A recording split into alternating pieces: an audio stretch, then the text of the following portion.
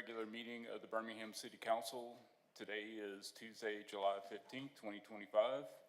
This morning, our invocation will be delivered by Frederick Williams, Assistant Pastor of New Hope Baptist Church, and our Pledge of Allegiance will be led by Councilor Clinton Woods if he is joining us. So if you're willing and able, please stand.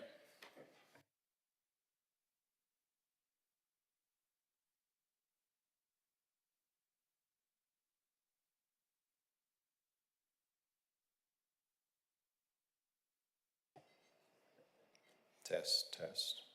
Thank you. Let us pray.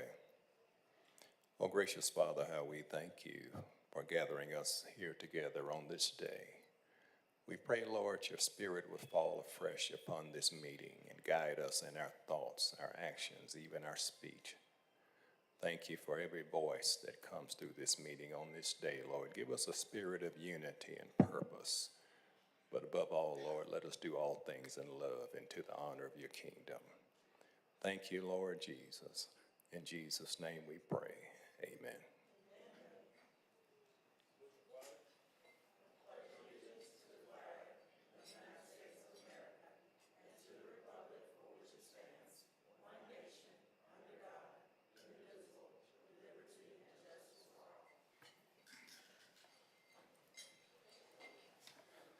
Mr. Clark, please call the roll. Councilmember Abbott. Present. Councilmember Clark. Present. Councilmember Moore. Councilmember Smithman. Good morning. Good morning. Councilmember Tate. Councilmember Williams. Good morning. Good morning. Councilmember Woods. Councilmember Pro Tem Alexander. Good morning, Good President. morning. Council President O'Quinn. Good morning. Council, the minutes are not ready for the April 1st, 2025 through July 8th, 2025 meetings. At this time, we'll have communications from Mayor Woodfin.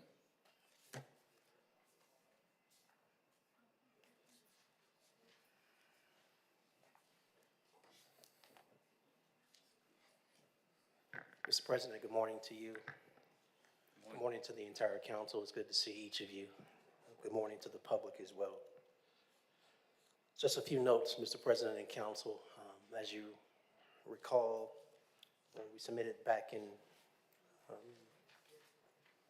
May.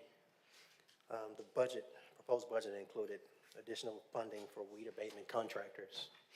I wanted you all to know and the public to know the city of Birmingham is currently accepting bids for additional mowing services, particularly for the private lots that have been declared a public nuisance. Contractors are needed to service lots owned. Those are the interests in the city where weeds are present. So just a short note, bids are due this Friday, July 18th by 5 p.m. And for more information, you can go to birminghamal.gov/work/bidding opportunities. We're excited about a new exhibit here at City Hall. The City Hall exhibit honoring Willie Mays. In partnership with the Negro Southern League Museum and with the Center for Negro League Baseball Research, they will unveil a new exhibit honoring Alabama native as well as baseball legend Willie Mays. Wednesday, July 16th from 12 to 1 outside of the Birmingham City Council chambers.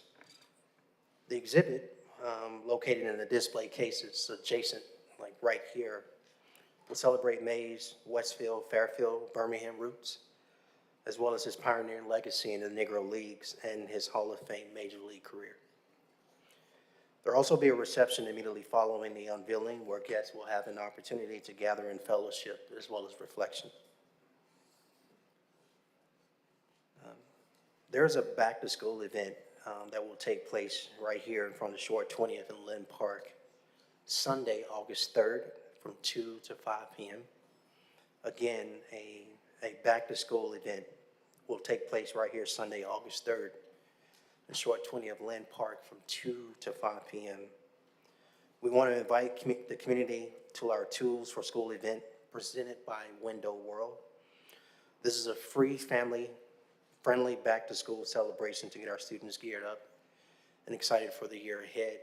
There'll also be school supply giveaways and other events here Sunday, August 3rd. The supply, again, will be for students, but it will be for teachers while supplies last. And it also will include some additional things. So whether you're a student, a parent, teacher, or just a proud supporter of Birmingham City Schools and our youth, this is an event we want to encourage the public to attend. At this time, I would like to ask Councilor Latanya Tate and Council Pro Tem Wardine Alexander to join me, as well as County Commissioner Sheila Tyson at the podium. As they come down and as the commissioner comes up, together we are partnering for a very special event for our area's senior citizens.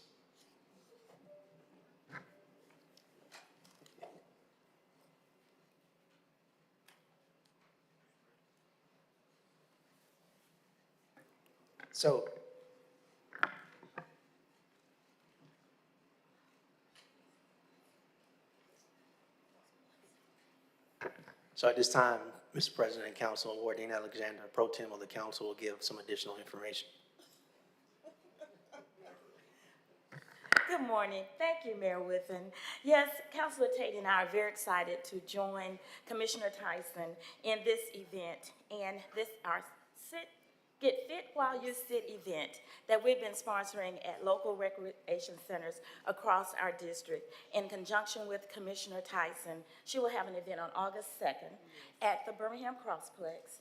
And this will bring together all of the seniors, and we're inviting all seniors out to come out and participate in this event. We're very concerned about the health and wellness of our communities, and we were very excited to join and collaborate with Commissioner Tyson to bring this to our districts. And so we're very excited that we'll be collaborating with her and bringing everyone for this great event. I just echoed the sentiments of my colleague. Thank you. No, before they leave, here's a short version. Commissioner Tyson unfortunately could not be here, so I misspoke. I apologize. But I do want to kind of channel what she would say is, and so wish me luck, as well as echo what the two counselors have said. There are a lot of things the community can do for its citizens, but two of the most important things it can do is take care of its youngest generation and its eldest generation. We owe it to our seniors and elders to keep them active, to create an atmosphere, to create opportunities, to create programs where they can stay fit, where they can move, where they can be with each other and socialize and all these other things we need to do to take care of our seniors. I was one of those fortunate children who grew up with several grandmothers, literally three.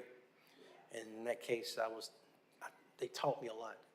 And so I'm also one of those children that's now adult that feel we always need to give back to them for what they gave to us. And I don't think there's a better way to do it than to make sure that with their health, with our resources, with our facilities, we find a way to continue to create programs that support their quality of life. And so this is one of those. So I just want to give kudos to Commissioner Tyson. I want to give kudos to Pro Tem Wardine Alexander, who represents District 7, and also want to give kudos to the Chairwoman of the Public Safety Committee and Representative of District 9, Latanya Tate. And with that, I want to thank you. Thank you, Mr. Mayor. So at this time, we have some men and women who represent the city as police officers and firefighters. So at this time, I want them to actually come forward. And if Chief Moon and Chief Pickett are here, they can come forward as well.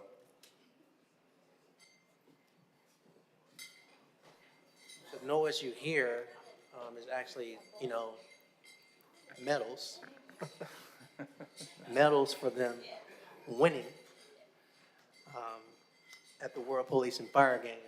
As you see, that's a lot of bling and a lot of noise, but it's well deserved. Last week, we shared with you about the 2025 World Police and Fire Games and how it was a tremendous success for our city. We had first responders from all over the world, 70 plus countries, thousands of them. Today, however, we want to honor our own. We want to honor the Birmingham police officers. the Birmingham Fire and Rescue Service men and women right here in our city who work hard on our behalf every single day. So not only do they work to keep us safe on a daily basis, but they're superior athletes and represented us so well in the games. I think it's important that we take the time to thank them for how they represented us with excellence during the games last week. And let's also just give them a round of applause.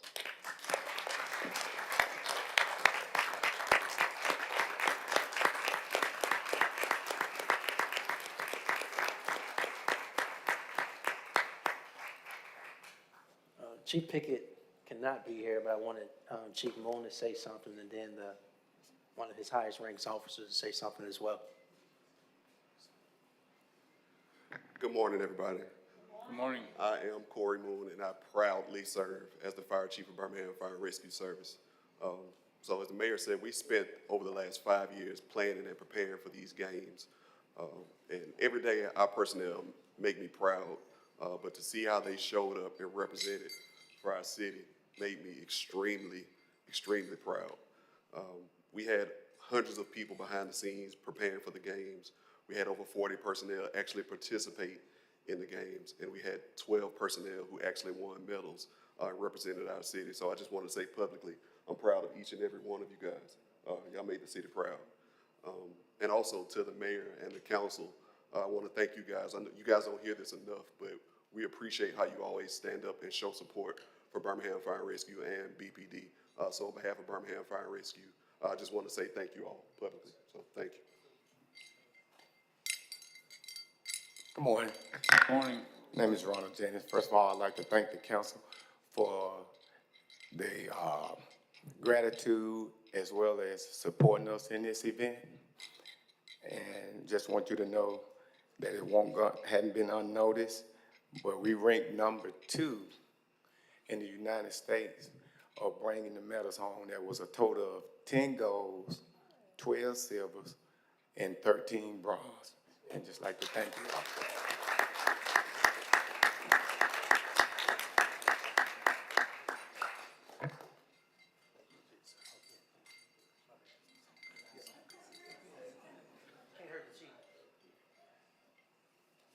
Well, again, we salute our brave men and women who literally represent us every day for the Birmingham Police Department and the Birmingham Fire and Rescue Service. You showed out during those 10 days, and it is a reflection clearly on all the bling you had. Shout out to your necks for being able to hold all your gold medals and your silver and your bronze as well. So they got to get back to work. So we're going to kick them out. But before, I think your colleague wanted to say something. Councilor Smithman. Well, I'm sure, all of us probably want to say something, but I wasn't able to make as many games as I wanted to, but I did see some for basketball. I see a couple of them out there. I was really impressed. You guys did really, really good. And, I've said this before, but just to see the way, the USA and other countries were able to really bond and unite with each other. I really loved how at the end of every game, you guys took a picture with them with their flag. I really, really I'm just so proud of you all. You guys deal with so much, and you don't get thank you enough. So thank you so much. Thank you for participating. Thank you, Chief Moon. I know we traveled together to Canada, but for really championing for that. And congratulations, guys. That's huge. And I hope you guys do just as well in 2 years in Australia. So thank you. All right. Councilor Williams. Yeah, I just want to echo my colleagues' sentiments, and I think how all 10 of us feel in leadership. Y'all do an awesome job representing us, not only, in these games, but in a daily basis, serving the community, serving the city, doing so, at your own peril. And I think it speaks volumes when we're able to collectively pull off what we did at World Police and Fire. I saw the camaraderie amongst you guys and y'all's department, with departments all across the world, which is really cool to see. And it felt like it, and y'all may have a different opinion, but to me it felt like the Birmingham department came together more, seeing that camaraderie. So thanks for all you do. And I see Mr. Gibbs hiding in the back, who probably worked y'all all out at some point. So shout out to him as well. Counselor Tate. Thank you, Mr. President. Just real brief, quickly echo what my colleague said. I got a chance to travel to the World Games with Chief Moon and Council Smithman, and we saw it in real time. But really, guys, thank you all so much for what you do. Your families, want to thank your families for loaning you, to be public servants, and keep working hard and keep shining. Thank you. All right, Counselor Abbott. And I just wanted to say that I'm very, very pleased and proud that you're all so fit and that you can all win all these medals. But I thank you for what you do all the other days, because a lot of what you do goes unnoticed. And I feel bad about that. So when I retire, I'm going to find some things to do that will help y'all, I hope. But I just appreciate what you do every day. I go to a nursing home every night to visit a lady. And last night, 3 police officers had to come there because of a belligerent occupant. And then the fire department came, and there were 3 or 4 or 5 guys from the fire department. And those are the things that you have to do every day. And I'm sure certainly the fires and the shootings, but we just don't realize what y'all do on a daily basis. So I thank you for all the other days when you don't get to wear a medal and clunk around the city council chambers. I appreciate what you do, every single one of you, so thank you. Okay. And Mr. Gibbs for being a tough taskmaster. I appreciate that too. All right, Pro Tem Alexander. Thank you very much. Of course, I want to echo everything that's been said so far. I just want to thank you all for the service that you perform for each of us, for each resident, for each family here in the city of Birmingham. I had the opportunity to sit at a dinner with Chief Moon, and I came in late, and poor Chief Moon, he had to hear me talk on and on and on.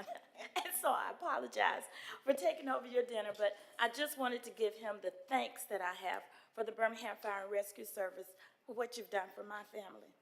And I appreciate you, and I appreciate your service, and I thank you every day for how you protect and serve, and you just take care of us. Thank you so much, and I'm so happy. I heard all that bling, bling, bling this morning. I kept thinking, what is that? And I'm just so excited to see you all. Thank you. Thank you, Chief Moon. All right, Counselor Moore. Thank you, Mr. President. I know that, we all got a chance to celebrate the World Games, and as a result, we're able to celebrate you all, but it sounds like we need to make this a normal thing, because you all really do put it on the line for us every single day. Y'all put y'all lives on the line, and it's cool to be able to see some of the faces in the crowd of people that, I've actually had a chance to interface with in the community. Folks that have shown up, answered phone calls and been that ray of hope and sunshine, or even getting tacos at a food truck, Like, it's just good to see you all. It's good to be able to sit before you today and say thank you for all the work that you do each and every day. And I just got to give a big shout out to my boy Dumas out here, We went to school together. So, yeah, man, proud of you, big dog. Yeah, so simply said, we're incredibly proud of you for, the World Games were great. I want to echo Council Williams' sentiments about the camaraderie that we observed. That was fantastic, and just the level of sportsmanship that I saw between, everybody, all the competitors. Folks got into it and got amped up, but there was still a lot of great engagement with, all the teams internationally, and, our local folks, engaging with them. So, we're incredibly proud of you. But most primarily, like Councilor Abbott said, for the work that you guys do every day. The city most certainly could not function without you guys. So thank you. Hey, Chief. How you doing? Doing good. I wanted this moment to be more so about these men and women that are behind us. And hats off to Mr. Gibbs, because he took lead on organizing this whole thing. once again, the city of Birmingham, and let me take a note from Chief Moon. I'm Michael Pickett. I have the pleasure of serving as the Chief of Police of Birmingham Police Department. But no, this was a huge undertaking, and once again, Birmingham, we represented. We stepped up to the task, just as we did during World Games. It's an event that we've never seen here in the state of Alabama. It's an event that we've never seen in the city of Birmingham. And when I tell you that all the men and women in blue and in red, the firefighters that were making sure everyone was safe, athletes, attendees, how many calls for service did you all have, Chief? They had hundreds, if not thousands, of calls for service. These are not folks competing. These are folks that are continuing to serve the community and continue to serve police officers, first responders from all over the world to make this event safe. All the officers with our agency, with other agencies, with Jefferson County that assisted us to make sure this event was safe. The names that we don't see, the faces that we don't see here, I want to just make sure I acknowledge all those men and women who made the event safe. But again, as you all said, I'm extremely proud of this group of individuals. I didn't know we had this many athletes, so I'm gonna be looking forward to doing some training with them, and we are. I've had a ton of officers come up to me and say, "Hey, Chief, we want to go to Perth. Can we get to Australia?" And I'm gonna do everything in my power to support them and help them to be able to do that, because now that we've seen it, we've had it in our living room. I want this to be the first of many World Games that Birmingham Police and Birmingham Fire represent the city of Birmingham moving forward. So thank you all. Yes, sir. Well, Chief, with almost a $130 million budget, I'm sure that will not be a problem. Yes, sir. Mr. President, just one more thing.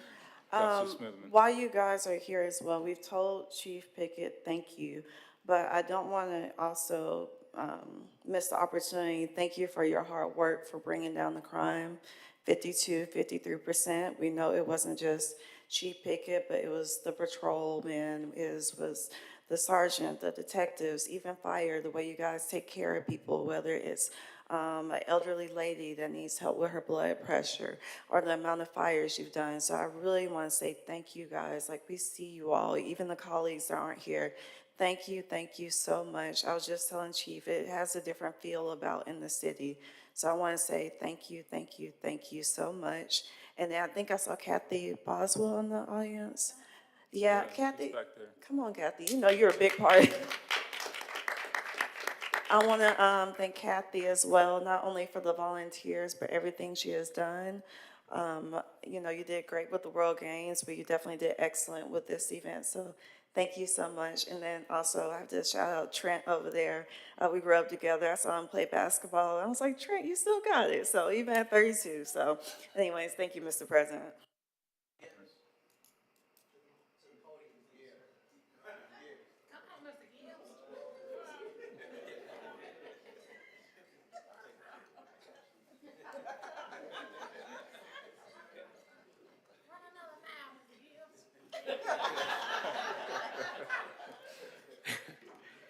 Good morning Good morning. to the mayor and to this council. It's been a while since I've been up here. These guys was great. I got to hand Ms. Boswell, I'm gonna send her some flowers because she had to deal with me daily, doing things wrong, just making my way, and she dealt with it.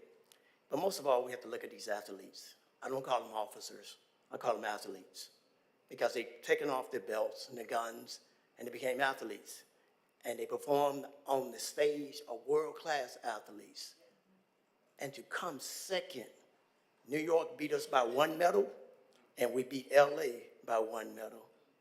But then to be a part of the United States of America, that's so important. To be number one, they're number one, they're number one. To compete in a game that we're a little too old to compete in, and still get gold. I'm gonna end this with our person, our ambassador, Mr. Ron Jennings. Mr. Ron Jennings came to me and said he wanted to get to that area, and I helped him a little bit. But when I saw Ron get out there on that track, and I blinked my eyes, and he did the 800 so quick, Other people was following him, they had one more lap to go. But when I saw him to do a mile at his age of 63 in 5 minutes and 34 seconds, that's moving. That's moving. And to see our basketball, see our anglers, we just had people all over the place, officers all over the place, just doing great.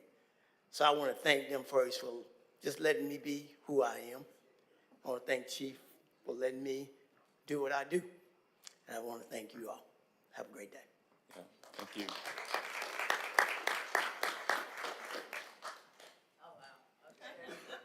Come on, Kathy. Well, let me just say this. First of all, it's funny. This morning I was practicing in the mirror something I needed to say. I was talking to myself, though. I was. But what I want to say is, you know, when the World Games came, a lot of things overshadowed it, and it was mostly the money. But there were a lot of sacrifices that were made. But the thing was, there was a lot that was learned in spite of the challenges of the after story. Because we executed those games extremely well, and a lot of people gave so much. The city gave a lot and didn't necessarily get recognized for it. Board members and everybody. But the thing is, it catapulted these games being a success. The World Police and Fire Games, this is a city now that has 2 major events that had not been in this city ever. And they did it. And they did it well. And not only did they do it well, they did it and they learned from it. But the key was, it was the people behind them that supported them. I can never, ever thank you all for the support that you gave these games and the support that you gave the previous games. I can't thank even the commission enough. Everybody came together to pull these games off. And I'm very grateful. But above all, what I'm probably most grateful for is that we now go in the history books for doing it and for doing it well, and we can do it again. And I really want to thank the mayor. You all did something extra extraordinary that nobody really knows about that I wanted on record to do. We were very short of volunteers. And I called the municipalities around the Birmingham and greater Birmingham area and asked them if they would allow their employees to serve during work days to help us fill a gap.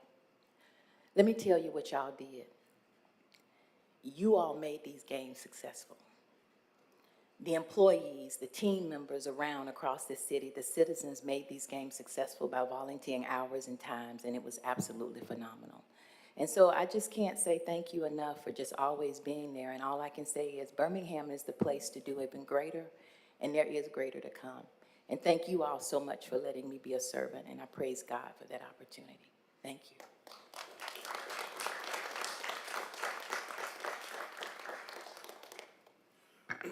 You've been kind and you've been patient. One last thing, this gentleman's here to take a picture while everyone's already being still.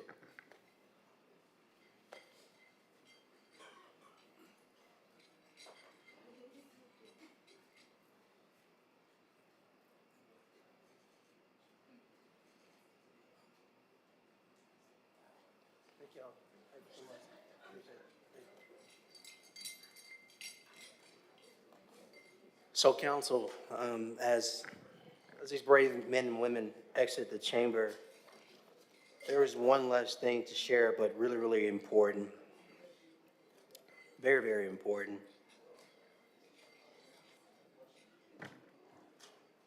Give them a little time to exit.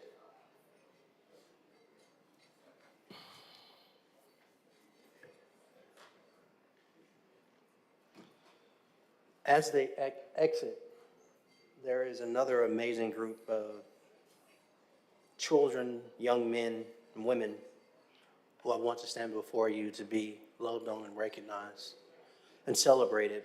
And that is the Magic City Youth and Young Adult Fellowship Choir.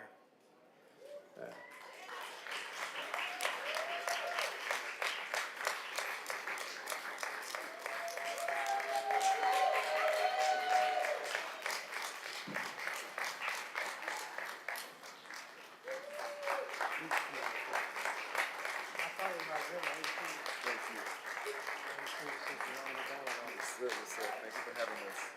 Yeah, two new surgeons, back to back. Yes, Lord. Yeah, I'm all right. I'm all right. Yeah, come on in. Yeah, come on. Yeah. Send me y'all going next year. Next year.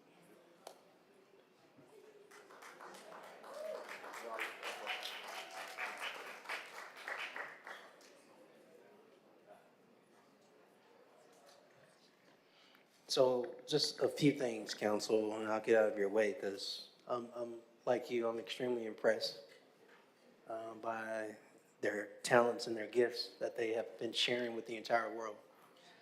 These young men and women you see under the leadership of Akeem Arlee put Birmingham literally on the map when they sang before the international audience on America's Got Talent. They told the story of our city and then sang the Raptors off. They touched the hearts of all who heard them in that audience as well as around the world. They represent the very best of themselves. As you see all these other adults in this room coming in, they represent the best for their families.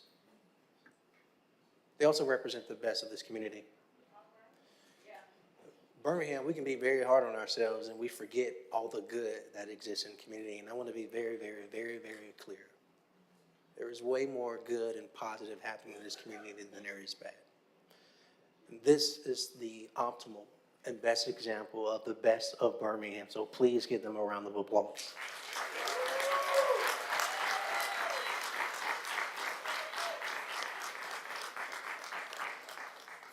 So just a brief iteration of a proclamation that I'll read, and then I want Mr. Akeem to come up and tell the story way better than I ever could. And it states, whereas in June 2015, 10 years ago, 3 visionary friends came together during their transition to college with the shared desire to uplift and inspire their community through music. They organized a back-to-school concert and gathered former classmates, friends, family, church members to form a choir grounded in faith, talent, and community spirit. And whereas the choir, known as the Birmingham Youth and Young Adult Fellowship Choir, has become a beacon of excellence, having performed for distinguished individuals such as former Senator Doug Jones, Bishop Marvin Winans, and comedian Ricky Smiley, and graced major platforms including the Gospel Music Workshop of America and UAB men's basketball events.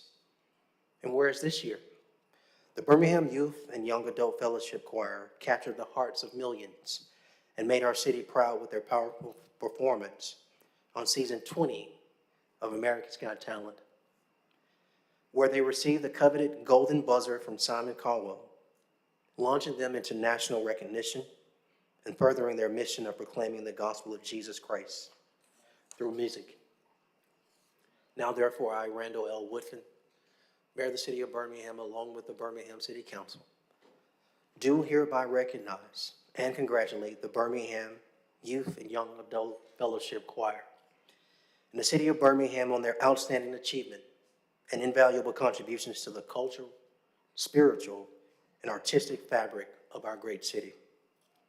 The City of Birmingham, Mr. Akeem, stands with you, and we have immense pride for this choir as you continue to uplift, inspire, and give us hope both to your audiences, both locally and continued around the world. Please grace us, sir. Yes, sir. Thank you, Mr. Mayor. Good morning, everyone. I want to again thank the City Council and Mayor Whitfin for having the Birmingham Youth and Young Adult Fellowship Choir with you this morning. We are just so blessed to have this opportunity to come before you. As Mayor Whitfin briefly talked about, this choir has existed for 10 years. We started the summer preceding my first semester at Birmingham Southern College, and I started this choir. One-time event, had no intentions of continuing this, but we knew there was a need for this type of organization in the city, and 10 years later, we're still here, and we're still ministering, we're still showing the world that there's something positive amongst young people in the city of Birmingham. What we just did on America's Got Talent was so special. one, to be able to share just a brief history about what Birmingham has to offer, but also just to share that every young person in America is not doing bad things. There are young people out here that want to spread joy and to share the gospel to the world. And we are so blessed that we were able to do that. As y'all may know or may not know, the Golden Buzzer allowed us the immediate opportunity to return to America's Got Talent. We don't have to go through the judge's deliberation, so we will be returning in September, and we will be before your screens again.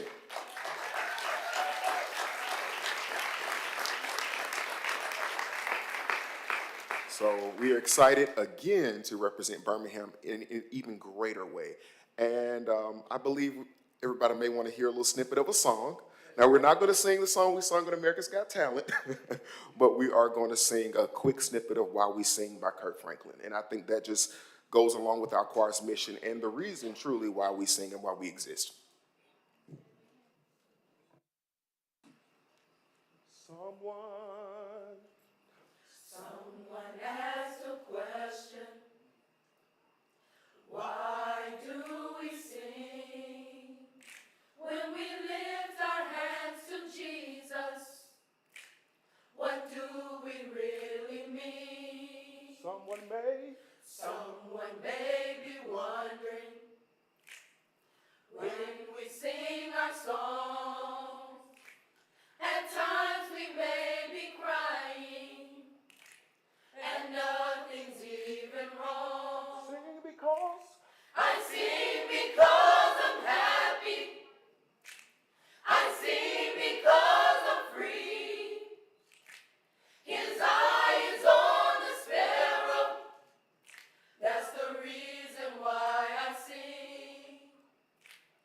Glory, hallelujah. I give the praises to you.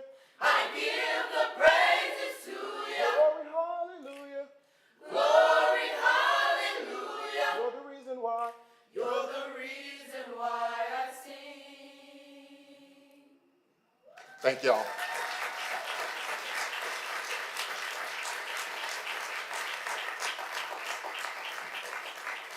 I don't know about y'all, but I could just put this agenda aside and just listen to them sing for the rest of the morning, for sure. Wow. Councilor Smitherman. I do want to shout out Aaliyah Ross. So I grew up with her sister. She's one of my closest friends, but Aaliyah's been advocating for this choir for a while.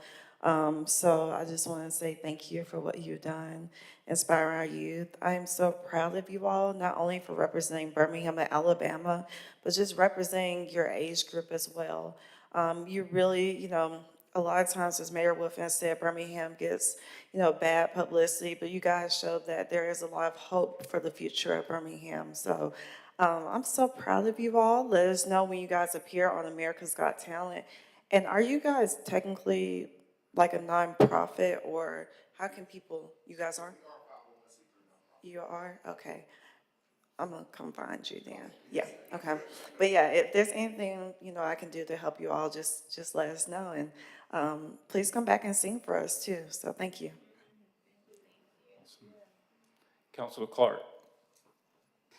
Want to ditto everything that's been said and shout out to the parents for making it possible and getting them there, because I know that's a lot of rehearsal went into this. So thanks to the parents for what you do. Thank you all. Yeah, parents, be proud. These are great kids. All right.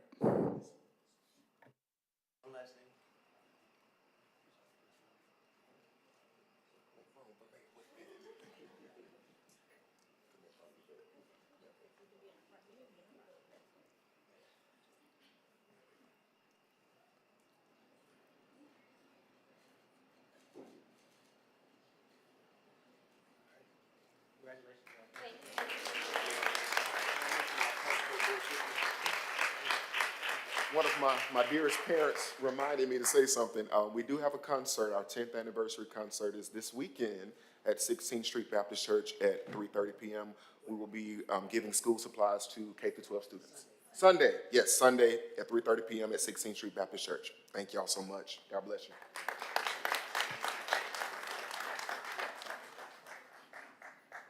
Mr. President and Council, thank you for your patience today. That concludes the mayor's report. Thank you, Mr. Mayor. Mr. President. Councilor Moore, I did have something for the mayor. I know that you made mention about the back-to-school bash that's gonna take place on August the 3rd.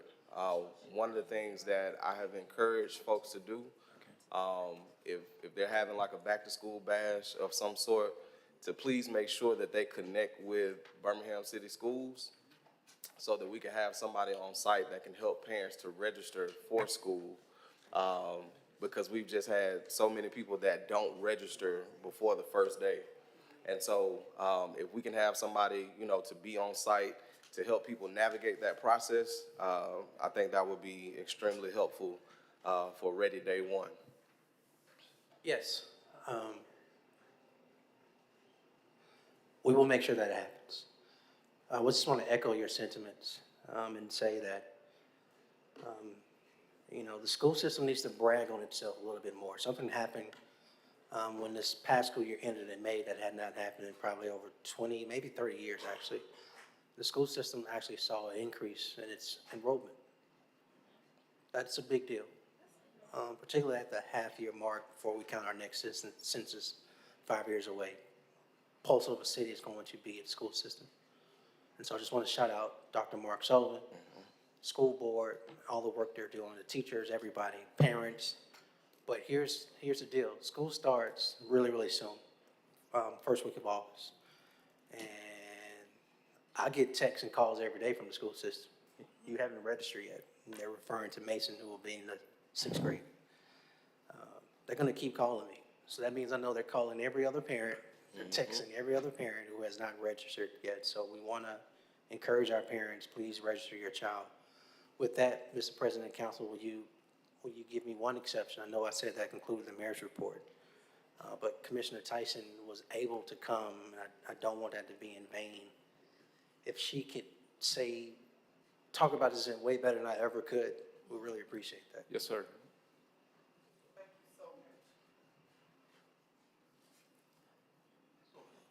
Thank you. And I'm sorry I'm late. Y'all know we meet around the same time. So all of y'all have a flyer about Get Fit While You Sit, and this is targeting senior citizens. I want to thank the mayor for allowing us to have the bout well. Last year we actually had the crossplex. So you're looking at about 2,000 senior citizens. This is geared towards senior citizens. This is Maestro. He is the creator. We first started actually doing it in a senior citizen center. And we was line dancing, so we went to chair exercises. But I want him to talk more about the program because he is the one that actually worked them out. Well, good morning, everyone. Good morning. And this program is it's amazing. Our seniors, we have seniors upwards to 93 years old that's getting it in every day at this program. And it makes me feel proud because I'm a Marine myself, and I train these ladies to be Marines pretty much.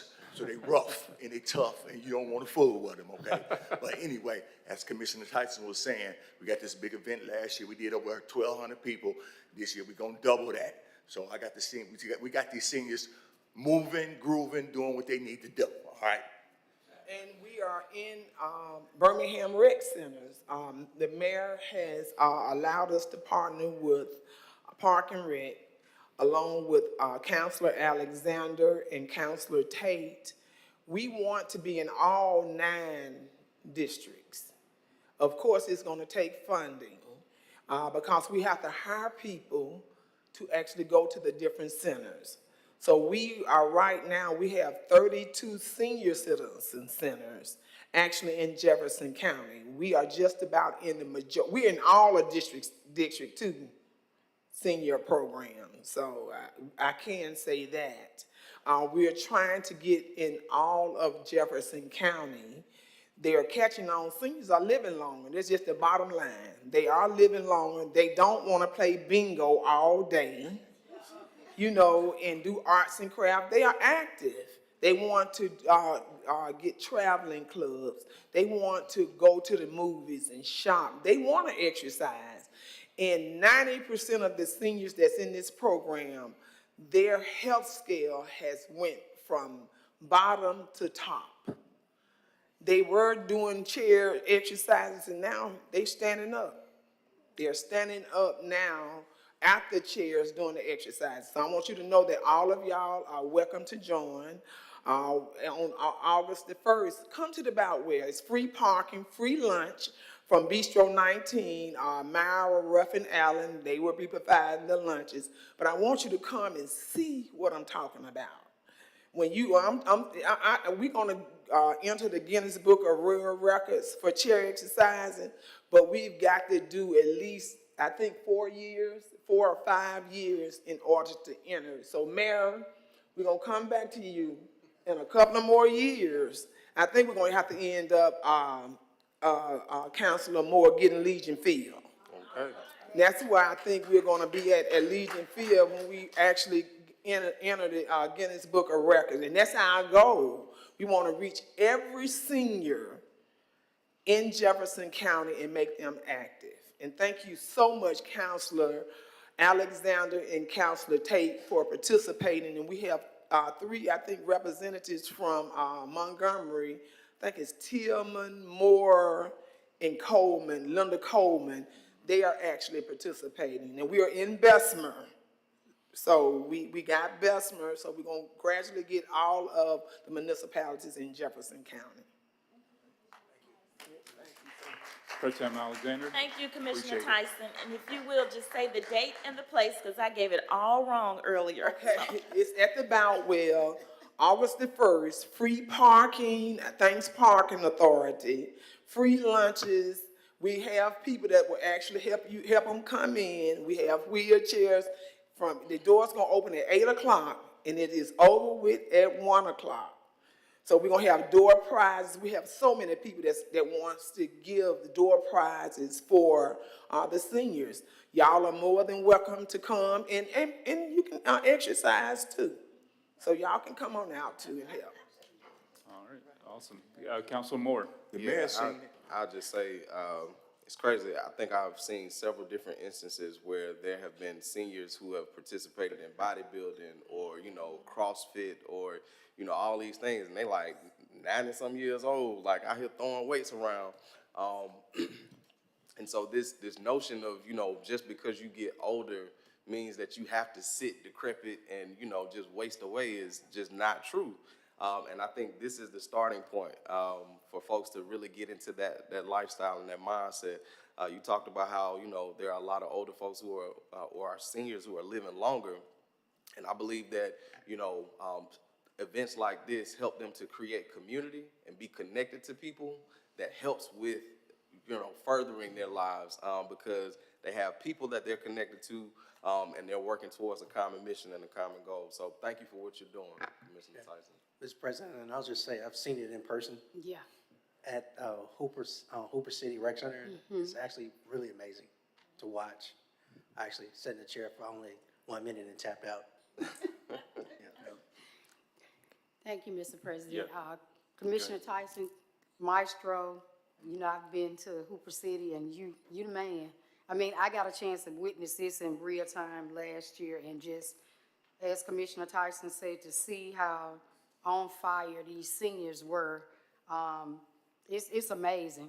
As she said, people are living longer, and they don't want to, like you said, play bingo all day. They want to get fit, and we see it in real time. These people, and I think Maestro, the lady at Hooper City is like 90. Yeah, our oldest one is 93, Miss Carroll. Yeah, she's 93. And you got to see her in action. I mean, like, seriously. I've had an opportunity to come out with Maestro and Lewis and, give little gifts to the class. It's just amazing. And saw this last year at the Crossflix to see, I was blown away to see how active our senior citizens are.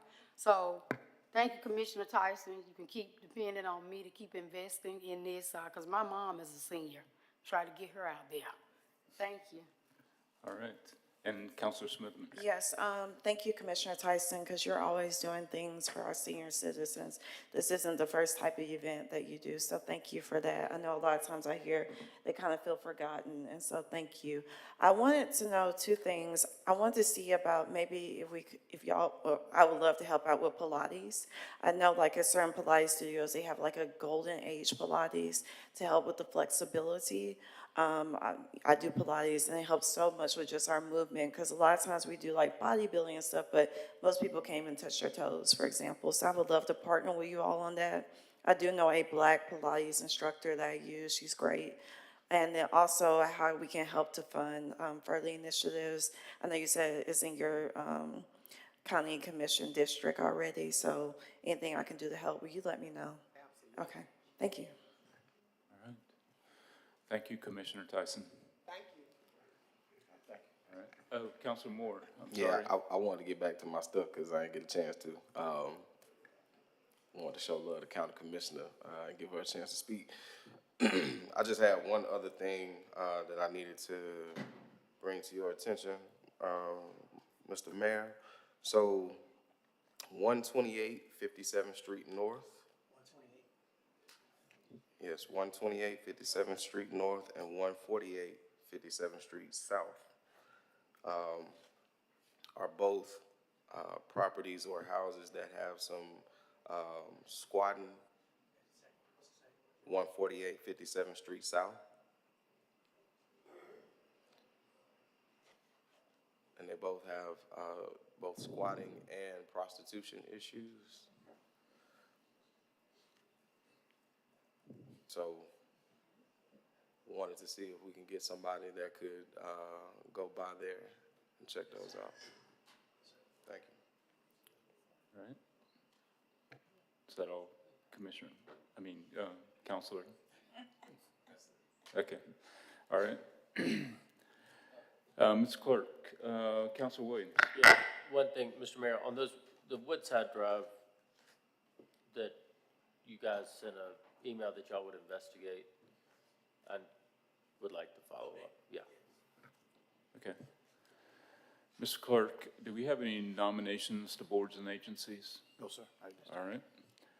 Okay, so we'll move on to our consent agenda. All items designated as consent are routine and non-controversial and will be approved by one motion. All items on the consent agenda will be announced by reading the item numbers only. No separate discussion of these items will be permitted unless a council member or the mayor requests the item be removed from the consent agenda. Additionally, a citizen interested in addressing the council with respect to an item on the consent agenda designated for public hearing may request the item be removed from the consent agenda to hold the hearing on the item. Any items removed from the consent agenda will revert to its normal place on the agenda order of business.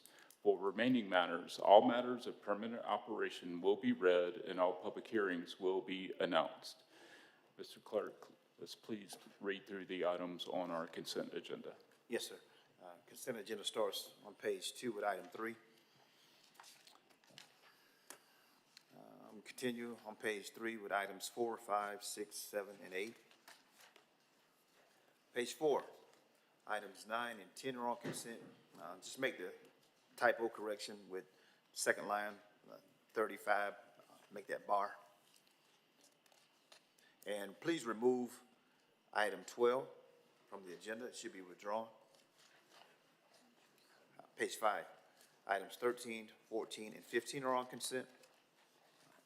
Page 6, items 16 and 18 are on consent. Please note that item 17 should be an ordinance of permanent operation. Therefore, we will need to remove it from consent to get the number of votes necessary to pass it. Page 7, items 19, 20, 21, 22, and 23 are on consent. Page 8, items 24, 25, 26, 27, and 28 are on consent. Page 9, items 29, 30, 31, 32, and 33 are on consent. Page 10, we have items 34, 35, 36, 37, and 38. Page 11, we have items 39, 40, 41, 42, and 43. Page 12, we have items 44, 45, 46, 47, and 48. Page 13, we have items 49, 50, 51, 52, and 53. Page 14, items 54, 55, 56, 57, and 58. Page 15, items 59, 60, 61, 62, and 63. Page 16, items 64, 65, 66, 67, and 68. Page 17, items 69, 70, 71, 72, and 73. Page 18, items 74, 75, 76, 77, and 78.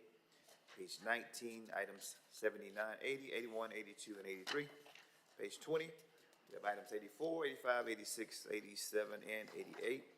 Page 21, items 89, 90, 91, 92, and 93. Page 22, items 94, 95, 96, 97, and 98. Page 23, we have items 99, 100, 101, 102, and 103. On page 24, we have items 104, 105, 106, and 107. Page 25, items 108, 109, and 110. Page 26, 111, 112, 113, and 114. Page 27, we have items 115, 116, and 117. Page 28, we have items 118, 119, 120, 121, and 122.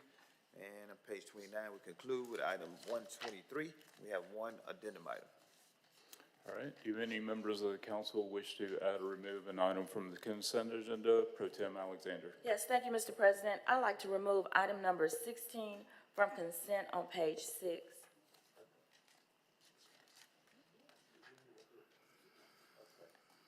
Okay.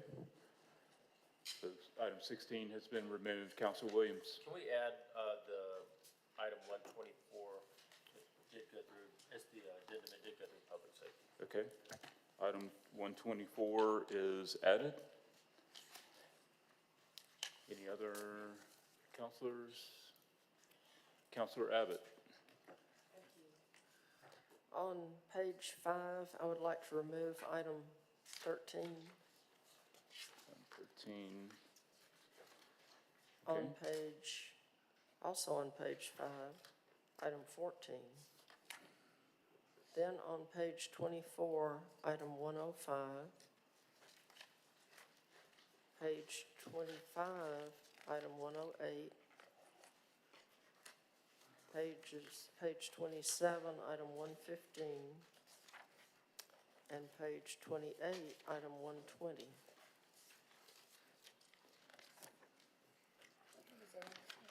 That's all. Thank you. Okay.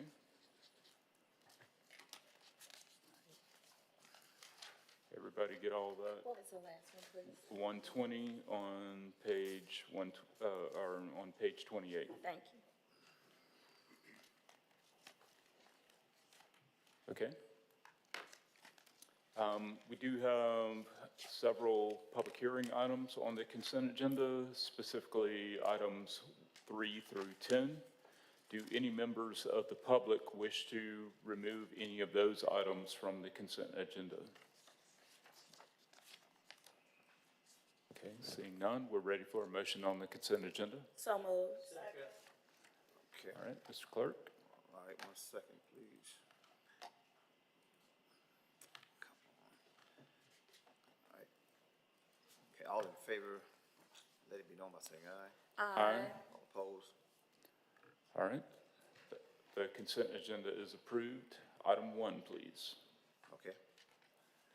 Item 1, an ordinance for the amend the zoning district map of the city of Birmingham, case number ZAC 2025-7, to change zone district boundaries from CR4A, contingency medium density residential district, to MUL mixed use low district, filed by Fountain Heights Cooperative LLC, owner and Maria Dominique Benenuela, the applicant, in order to allow the construction of a new office that includes a market and accessory kitchen for property located at 1201 16th Street North, Birmingham, is situated in section 26, quarter section of 1201 16th Street North, Birmingham. situated in the section 26, quarter section of 4, Township 17, Range 3 West, 35204, in the hearing of all interested parties. All right, I'll move the item. Item is before you. Okay. This is a public hearing item, zoning case, so I will turn it over to our chair of our Planning and Zoning Committee, Councilor Abbott. Thank you, Mr. President. Ms. Pearl, will you come and present our case for us, please? Good morning. My name is Kim Sproul. I serve as the city zoning administrator. The case that is before you today is ZAC 2025-7. This is an application to change the zone district boundaries from CR4A, which is our contingency medium density residential district, to MUL, which is our mixed use low district. And the applicant is Ms. Maria Villanueva, who works with Fountain Heights Farms. The proposed use is for a new office and market that will have an accessory kitchen that will be located on the site for one of her community gardens. So the proposal before you today is approximately 0.16 acres in total. The applicant plans to construct a new building on the site that will allow the needs of the community to be met with the office space, with the market space, so that local growers can sell their goods in the market stand, and they will also be able to use the accessory kitchen to prepare some of the goods that they plan to sell. It'll also be used as a community gathering space and an educational space where they can teach residents in the community about gardening, soil care, and other issues related to gardening. They will also be offering some educational programs at the site. Their proposed hours of operation will be Tuesday to Saturday, 9 a.m. to 5 p.m., and there will be approximately 3 employees at the neighborhood market who will serve the farm. The subject property is currently zoned CR4A, as I mentioned. Properties to the north, east, and west are also zoned CR4A, and property to the south is zoned R3, single-family residential. The city's long-range land use plan identifies this property as residential medium. The only zoning requirement related to parking is that 1 bicycle space be provided at the location. No parking spaces are required for the community garden and for this space. The applicant's site plan meets all of our landscaping requirements, so they will not need to apply for any variances for landscaping. All of the usual stormwater permits will apply when they go through the permitting process. There were no comments from our Department of Transportation. This property is located in the north side, south side framework plan area. That framework plan has been adopted, and the rezoning for this area is currently in process right now. The applicant attended the Fountain Heights Neighborhood Association meeting on May 12th of this year, and the neighborhood voted 8-0 to support the rezoning request. The Zoning Advisory Committee met on May 20th of this year, and they voted unanimously to recommend the rezoning request to the City Council. And on May 28th of this year, the Planning and Zoning Committee met, and they also voted unanimously to recommend this rezoning request to the council. Mrs. Villanueva is here, so if you have any questions for her, she'd be happy to answer them. Good. Thank you, Ms. Pearl. Ms. Villanueva, can you come forward and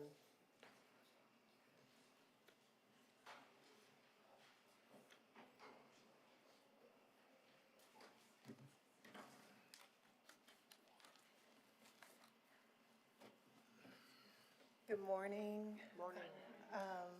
First, I want to say I think you should always have singing at every at every council meeting.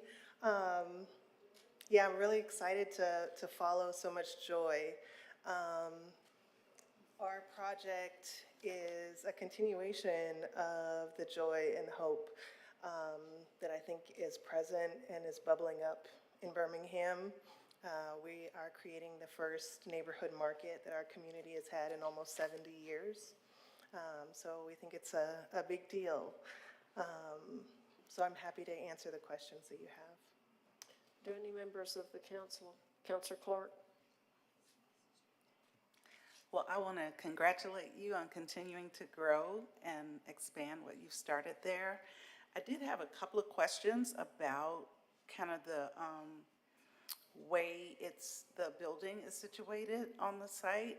And I was wondering about what's on 1604 12th Avenue North and 1205 16th Street North seems to be vacant, and one seems to be a structure.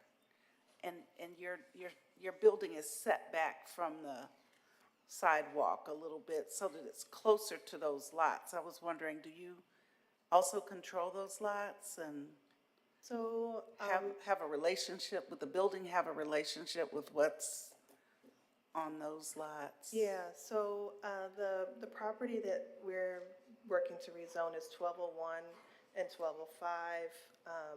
We're going through that process to combine those lots as part of this larger process. And then I live next door at 1215. And then on the other side is a home that's been vacant since 2021. And although it has been vacant, we are in good, communication with the family that owns it. It's an heirs property situation. And then the two properties that are next door to the existing home, that would be on 12. We have applied and our application has been accepted through the Birmingham Land Bank, so we will control those properties as well. Okay. Yeah, because I was just concerned about how far it was set back and close to those other properties. But if that's gonna be a part of your campus, that's less of a concern. And we've tried to make it so that the setback is in line with the existing buildings, so that when you look down the street, it's not like there's a big gap. Okay. Yeah. Okay, thank you. Any other member, Councilor Tate? Thank you, Councilor Abbott. Thank you, Dominique and Chris. I had an opportunity to come to the groundbreaking last week, but I just cannot be happy enough for your vision, what you all bring, to the farm and to that community, and just see the excitement on, everybody's face out there. I cannot wait. And having an opportunity to, having you all as one of the American Rescue Act Plan projects and expanding that footprint to take care of those families throughout District 9. So I'm super excited for y'all, and I just cannot wait for the kitchen to come up and the co-op and all of that. So it's super important, and we all got to eat. Thank you. Thank you. Thank you. Anyone else? I just wanted to ask one question. It's a really easy one. Soil testing, to make sure that there are no contaminants or anything. Yeah. Is that something that will be part of your program to encourage residents in the neighborhood to have their soil tested before they grow stuff and bring it? Yeah, so anyone who wants to start a community garden, that's part of the permitting process, is to actually go through and test your soil and submit those results as part of your application process. So, we definitely encourage everyone who wants to go through that, to do that.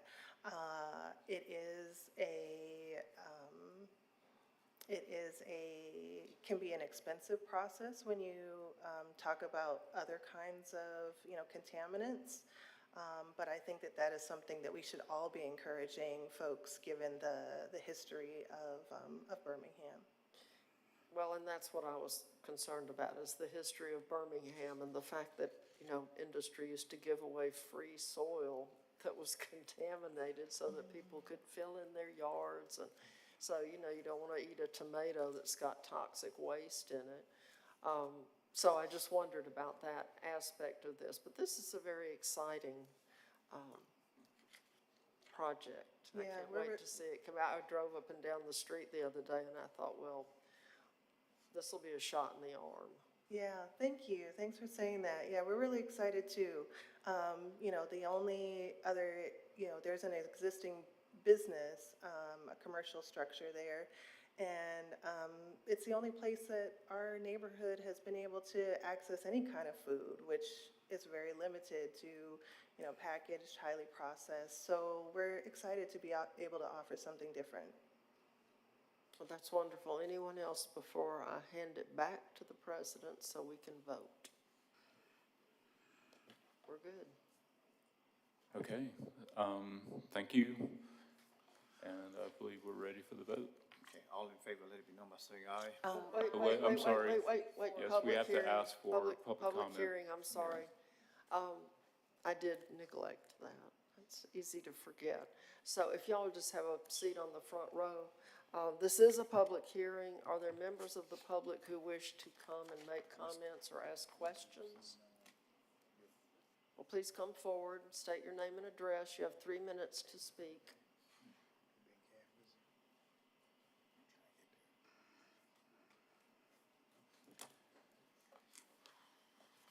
President O'Quinn, Council, my name is Shay Hornbuckle. I'm one of the co-owners of 1604 12th Avenue North. And I'm here this morning because I'm in strong opposition to this change. Pull the mic. Is that better? Okay, I'm in strong opposition to this zoning change. The current owners of the property who have brought this zoning change, I've done my best to work with.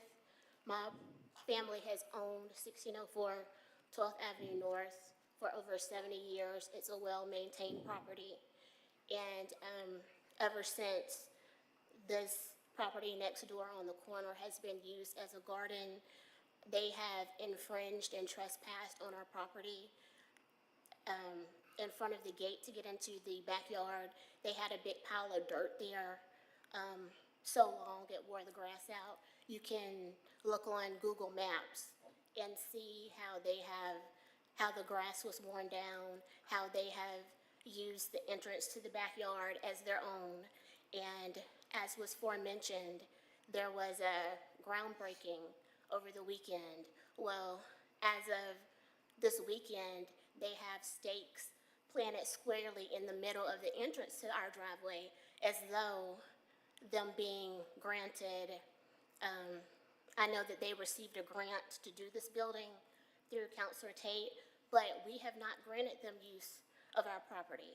And unless the GIS maps are incorrect, part of their storage building that is in their backyard is on our property. I have pictures, anything that you all need to see. As I stated, I have tried to work with the farm owners. At one point, they asked to rent the property. Since it is vacant, that's one issue. They have a porta potty that sat right next to the entrance to the driveway. It's difficult to rent to anyone. No one wants to rent a property right next to a porta potty. And just like the city is trying to clean up vacant and overgrown lots, we do not want our property value diminished, because we were raised to be good stewards of our property, and that's what we've tried to do. But living next to, or having a property next to a lot that is not well kept has made it difficult to rent it out. And when those owners requested to rent the property, they only wanted to rent it for 4 months, which that's not beneficial. And then, it would be difficult to rent it to someone else for 8 months. And then also I brought up to them then, hey, and it's been a continual thing, can you not put your property over past the line? Can you, like I said, I've tried to work with them. And I even brought up to them when they wanted to rent the property, I said, well, I have apprehension because of how I've seen you maintain your property. If you own that property and that's the condition that it's in, I have hesitation that you would be a better steward of our property. And so it was after that conversation on March 31st that they then came before you all wanting to make a property change or a zoning change. And just one other thing, I have been a neighborhood officer in East Thomas, District 9, and I have done my best to our family has properties in multiple districts, and I personally have done my best to be active with all of the neighborhood associations within those districts to do what I can to stay involved. So I feel like this is a slap in the face to me and my family when we are maintaining our property and doing what we can to then have something like this going on next door and without any consideration to our residential property values, the ability for that property to be used and continued as a family legacy. Okay, thank you. I guess the thing for us to do is to have the applicants come back up and address your problems or your issues.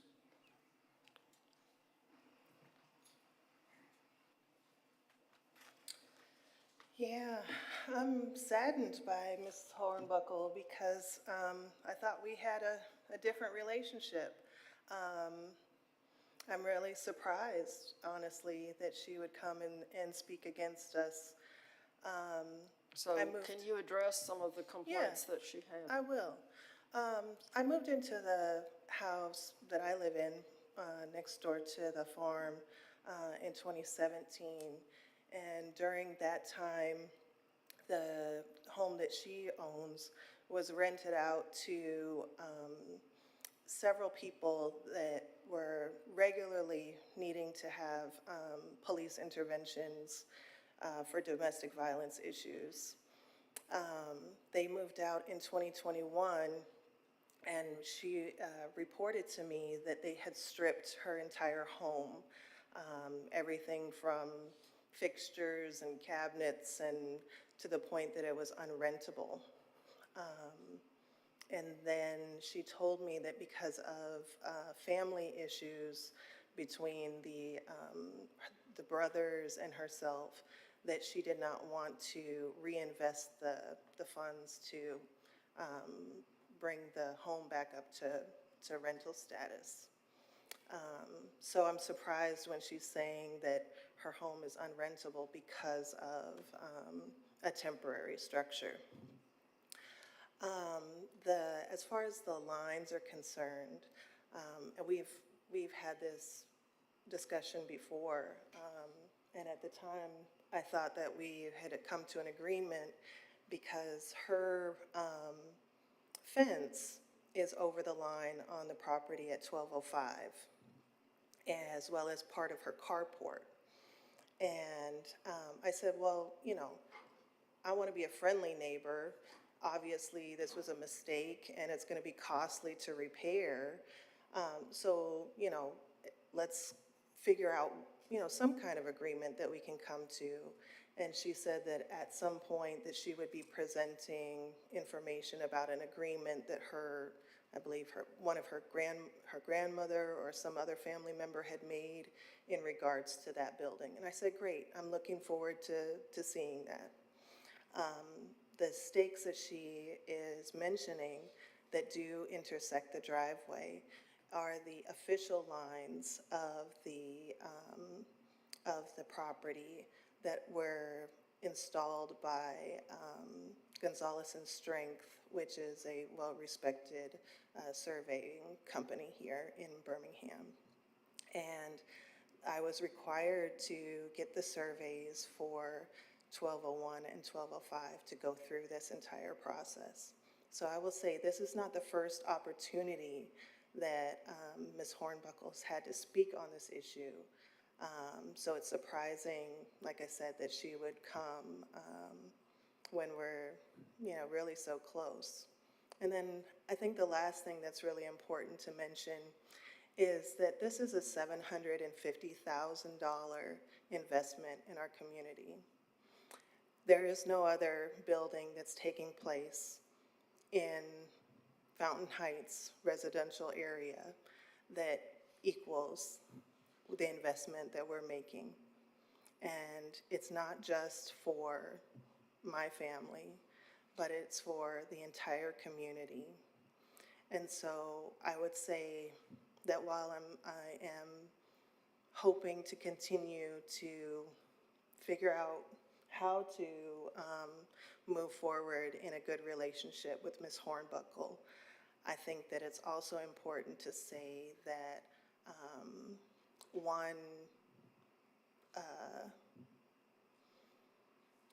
one voice compared to an entire community that has been working towards this goal for nearly 5 years, since 2001. I think, it's important to weigh out the other causes that might have her speaking against us, especially in regards to the questions of lot lines and things like that. So I feel saddened because I have her number. She has mine. We look, I tell her if I see a gate open or, somebody has been walking on the property. I did try and rent the property for a period of time when I realized that we had to go through this rezoning process so that we could continue our work. So yeah, it's really surprising to me, and I'm really saddened that we couldn't, talk through something and be a good neighbor. Okay, so I can't tell from the drawings that we've been given if any of your structures are intended to be on that 1205 property side of your lot. So on 1205, I have a greenhouse that's existed since 2019. There's a house on it? A greenhouse. It's like a hoop house. Oh, a greenhouse. Oh, Yes, okay. ma'am.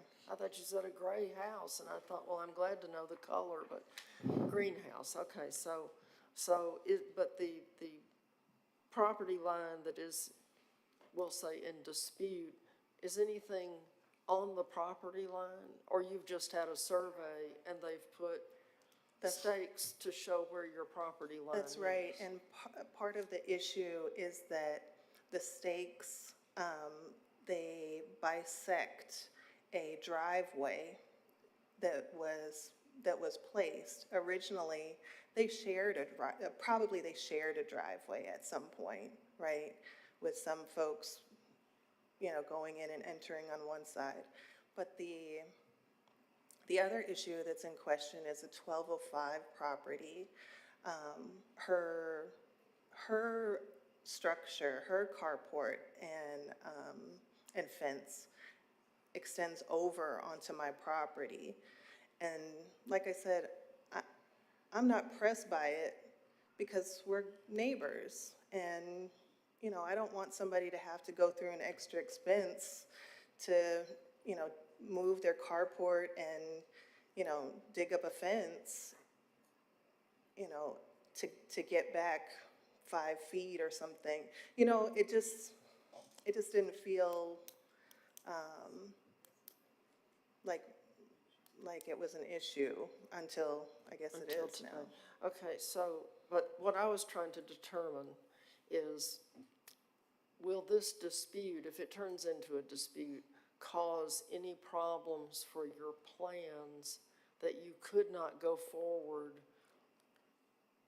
No, ma'am. We've done everything on our side. We've gotten professional surveys completed. Our building site is to be sited with the setbacks and the allowances that are required by code. All of that, has been architecturally planned by CCR Architecture and Roman Gary. These are professionals in their field, and we're not, I hate to say it, we're not like etch-a-sketching this thing. It's been quite a bit of planning and professional consultation, not only with, outside professionals, but with the city as well. Okay, Counselor Clark? Thank you. And her, Ms. Shea, is it Hornbuckle? Her issue is why I asked about the situation with that property, because it is an existing structure and your building appears to be very close to it.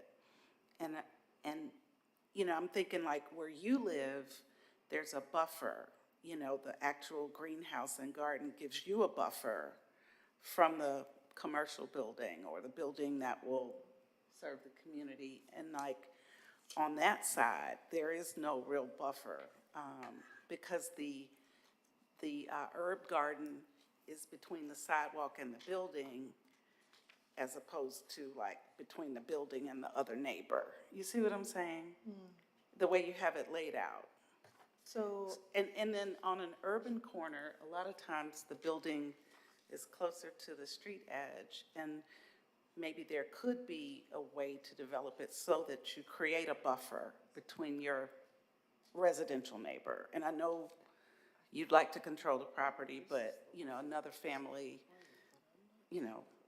owns it and has rights to it. So I'm just thinking you're putting them really close to your building, whereas you have some separation from your dwelling with the garden and the greenhouse. yeah. From a place where people will gather. Sure, and I appreciate what you're suggesting. I would be happy to, continue to follow the guidelines and the recommendations of the city. Well, can the I- permitting department has been pretty clear about what's required, but I'd also like to extend, I would be happy to put up a green buffer. I'd be happy to put up a fence. Rather than have you answer, can I speak with the city staff on it? I don't know what the code calls for, but it is, a commercial feeling building, even though we don't have parking requirements. It can have a lot of people attracted to it. Yes, ma'am. And so having a house so close to it, So if you guys look at the site plan, there is a landscape buffer between the building and the property. That is required. And it was. How wide is it, I guess? It's a 5-foot buffer. It was reviewed by the city's landscape architect and approved for the thickness and how wide it is. 5 feet. I'm just thinking about my house and if this was next to me, that's all. And Well, actually, it could be more than 5. The minimum is 5. The tree actually covers the setback. Let me see if it's. But we do require, because the zoning is changing and it will be mixed use adjacent to residential, there is a landscape buffer requirement between the two properties. Okay, and what's the landscape material? Is it gonna be something that, sounds like she has a fence. It looks like it's gonna be a combination of trees and shrubs along the side. And in the shared driveway situation, how do those work? Will she now have half a driveway to enter her property? So what it looks like has happened, if you guys look at the GIS map that shows the property, we don't have the lot lines pulled up, but this entire half block, 1201, 1604, 1608, they are multiple lots that have been parceled out over time. And so that's one of the reasons why Ms. Villanueva is having to do the resurvey, because 1201 is has parts of multiple lots. And so I'm assuming that 1604 is the same. So what's happened is the driveway was most likely constructed over a lot line but it may have been entirely on someone else's parcel, if that makes sense. The city, we recognize lots, whereas the county uses parcels for taxation purposes. Yeah, because I see this condition a lot in the older neighborhoods where you might have had two brothers who lived beside each other, and they had one driveway and like twin garages in the back. But they drove through the Down same one. path to get to their, but I'm just saying, if one of that was, if it was cut off, now does this person have half a driveway? So what we'll do, we'll verify with Gonzalez Strength if there was ever a recorded easement. A lot of times those were verbal agreements. They were not recorded with the probate office. So there's nothing really that we could enforce. So there's no legal right to Unless preserving it? Yes, ma'am, unless we can find something that was recorded between the property owners or recorded on the plat. And we'll be happy to reach out to Gonzalez Strength and see if, they usually do title search before they do survey work as well. So we can find out from them if they were able to find anything that had been recorded for that. Yeah, I mean, I think this is an important project. I just, also have concern about, the neighbor. So I don't really know what I think, actually, at the moment. Yeah, let's hold on for a second. Do other members of the council have questions or comments? Because I know that I myself, my next door neighbor's driveway is on my property. We went through an adverse possession lawsuit. We ended up with an agreement that I allowed them to keep their driveway on my property, which made sense. But this is getting messy. And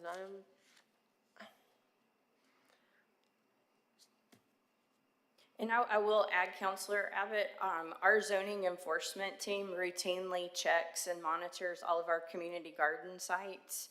And none of these issues have come up in any of the visits. In anything that has come up, Mrs. Villanueva has been very eager to address those issues. But we would be happy to let our team know that there is a potential issue with the neighboring property, and we will send someone out there to investigate. If it is a lot line dispute, then that is something that'll have to be handled between the property owners with the survey. But we will be happy to work with the surveyors and the property owners. okay. Should we get a delay? Should we delay? Yeah, Mr. President? Yes, so, I think this concern is just sort of tangential to what's before us in terms of the actual rezoning. Regardless of the rezoning, this is going to be an issue that they would have to deal with anyway. So my opinion is that it shouldn't really impact our decision-making on whether or not to approve the rezoning request. So I think they can be separated. Now, separately, I think this is a common situation that occurs in Birmingham. As Councilor Clark described, I think there's a lot of properties that have shared driveways or even on my own property, I know that I use a alley, curb ramp for an alley that was never built. That's how I get in my driveway, so, I think this is a common situation but something that can be addressed separately from the rezoning request. Thank you. Okay, so are we ready to vote? Can I add one thing, please? That right now, the current zoning allows for apartments up to 33 units. So when we talk about rezoning, I just want to say that that's where we're rezoning from. Okay, well, yeah, we're aware of that. So I believe with no other questions from the council, we should vote this up or down. So I'm returning the gavel to you. All right, thank you, Mr. Clerk, we're ready for the vote. Okay, all in favor, let it be known by saying aye.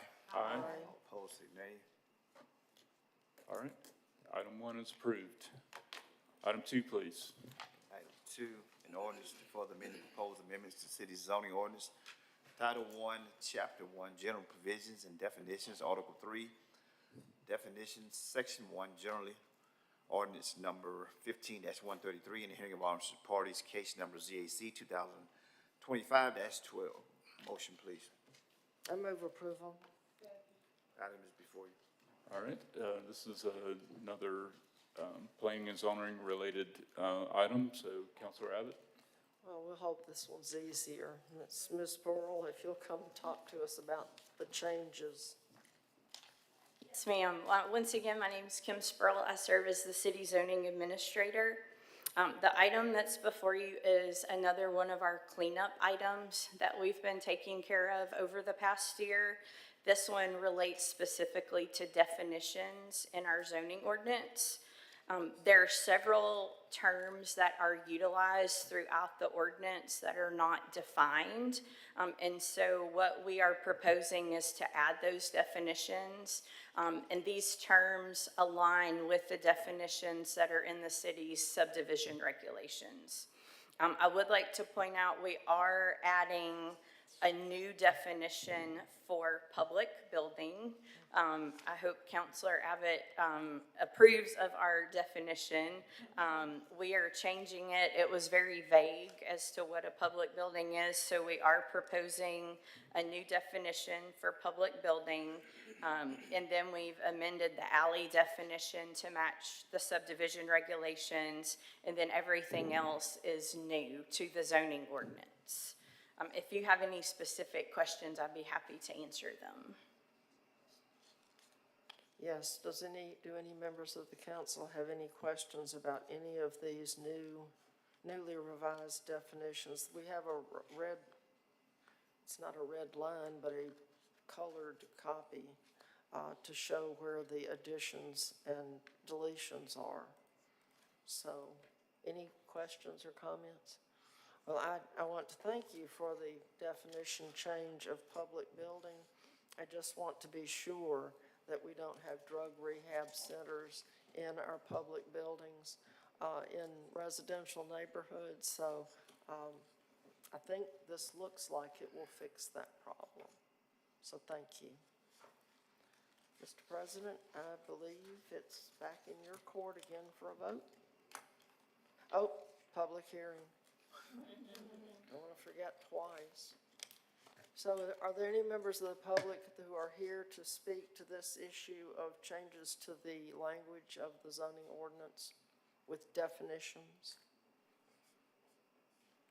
Seeing no one, now we are ready to vote. All right, thank you. Mr. Clerk?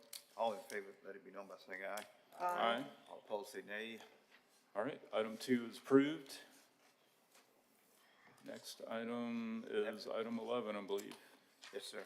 An ordinance to amend Title 10, Motor Vehicle and Traffic, Chapter 14, Vehicles Obstructing Streets of the General Code of the City of Birmingham to further provide for and clarify when vehicles may be towed from public right-of-way, including towing for more than 3 unpaid parking tickets, to further provide for notice of impoundment, redemption procedures, and disposition of unclaimed vehicles, and to provide for hearings to dispute towing and impoundment. This is an item of permanent operation. Need UC to pass it today. Motion for unanimous consent. Second. Councilmember Abbott. Aye. Councilmember Clark is out. Councilmember Moore. Aye. Councilmember Smitherman. Aye. Councilmember Tate. Aye. Councilmember Williams is out. Councilmember Woods is out. Council President Pro Tem Alexander. Aye. Council President O'Quinn. Aye. All right, motion on the item. Move the item. Second. All right. Yeah. The item is before us. So any questions? Counselor Abbott? Well, and the reason I wanted this to be taken off is because I really wanted people to know what is going to happen to them if they continue to park all over everything and think that parking tickets are just things that you stuff in your glove compartment to keep it warm or something. So I just was hopeful that there would be somebody here who could explain what the changes are so that the public would be aware. Because I really personally love the idea that if you have 3 or more parking tickets that you have not taken care of, your car can be towed. And you will probably be paying a lot more money than if you had paid your parking tickets. Chief Mitchell? Yeah, thank you, Mr. President. So I have Ms. Julie Bernard that will speak on the legalities of it. And then we have team members in the hallway that can speak to just the step process that we're trying to do for this new parking reform. So Attorney Bernard can give a high level, and if you want to kind of go deeper into it, we have staff on standby that can answer those questions. Good morning. Julie Bernard. I serve as Assistant City Attorney in the Office of City Attorney. And this is really something the city's been working on for as long as I've been here. And we've had starts and stops and starts and stops. But we've had a whole team that has worked on this. You know, the enforcement by towing for unpaid tickets is common, you know, across the country. There are other cities in Alabama that do it. There's case law that has upheld that across the country. So, you know, we've researched it. We finally had a team, you know, that has been able to pull together and bring it forward. You know, I've worked on various drafts over the years, and now, you know, this team from this administration with BDOT, with the mayor, with everybody being behind it, we're able to get all the impetus, to get all the thoughts together. And it's been a big process because there are a lot of moving parts with it. There's municipal court, there's finance, there's the police department, there's BDOT, there's a whole lot of moving parts that we had to bring together and figure out solutions to. So, and BDOT representatives can speak to a lot of the technicalities of how some of this is going to work. There is a process in the ordinance for a post-deprivation hearing where someone who thinks they were wrongfully towed will be able to go to municipal court and have a hearing to determine if there was an underlying reason for the tow. If it's not, then either they don't pay or we have to pay, you know, we have to refund money if they've already, recovered the car. But it gives them that due process on the back end to contest the tow. So that's one of the legal pieces that's in the ordinance that's before you. We added a few things in addition to the towing. We've had issues over the years when we've had events or when we're going to pave a street and people don't move their vehicles. Worked with capital projects in BDOT a year or so ago, working on a paving project about how we would get notice out beyond just the people who abut the street, but post some notice so people who come into the area is aware they can't park there for a certain period of time. And so we've added those. If we've got notice posted, we can tow those vehicles. So, and also what's always been in the code is that a vehicle that's parked in violation of the city's ordinances about parking, which include things like parking on the sidewalk, parking by fire hydrant, and safety issues we can tow. And that process was started last year on doing some towing for that. So BDOT can talk about all the gears we're putting in place to multiply those forces. And I'm sorry, go ahead, I'm sorry. Just one question. Does the city have any duty to mark places where people can't park? It's amazing that people think that the space in front of a fire hydrant is a great parking space. Do we have any kind of duty to put any kind of markings anywhere to show that for 15 feet on either side of a fire hydrant, you're not supposed to park? I think for the things that are in the law where it's prohibited to park, you should learn that. And I don't think there's a duty to post those locations. Now, if it's a loading zone, or we say no parking anytime or no parking between these times, those have to be posted. But parking by a fire hydrant, the city code mirrors exactly what's in the state code as far as places you can't park. And it is illegal across the state of Alabama to park a fire hydrant within certain distances of crosswalks, safety zones, intersections, on sidewalks, all of those things that's laid out in state law and in the city code. And people who drive should be on notice of those laws. They should be. I just wonder. So, any I questions? think there will be some, okay. Yeah, and I think this is great. The south side is a disaster zone when it comes to parking, and I'll be happy to see it get enforced. Great. Any questions? Councilor Smithman? Do we, I feel like she already asked this, but do we give like somebody a warning, like, hey, you have so many unpaid parking tickets? Again, that's part of the plan that BDOT will be talking about, because there's another component to this, a couple of items down. Yeah. And but yes, I have suggested legally, and we're not gonna send a note, I don't think the plan is to send a notice for every ticket, but when you get to that third ticket. Yeah, that's what I mean, yeah. So, Right. yeah, so to add to that, until we can get this actual law changed, then we will go to the next phase of the noticing to make people understand what we're doing in the city limits when it comes to illegal parking. Okay, okay, good.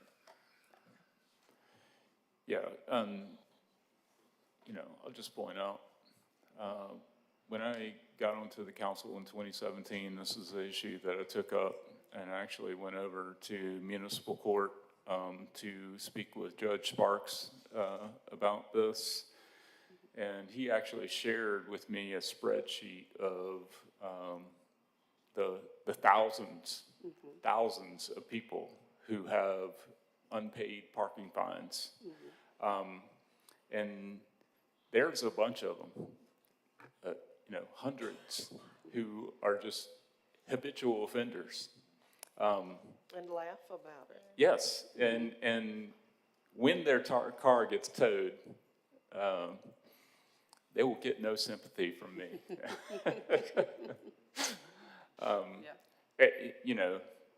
This is something that the city, has needed to do for a long time. And so, there's folks out there who just deliberately, ignored the rules. They get a parking citation and they literally pull it off their windshield and throw it in the gutter. And so this,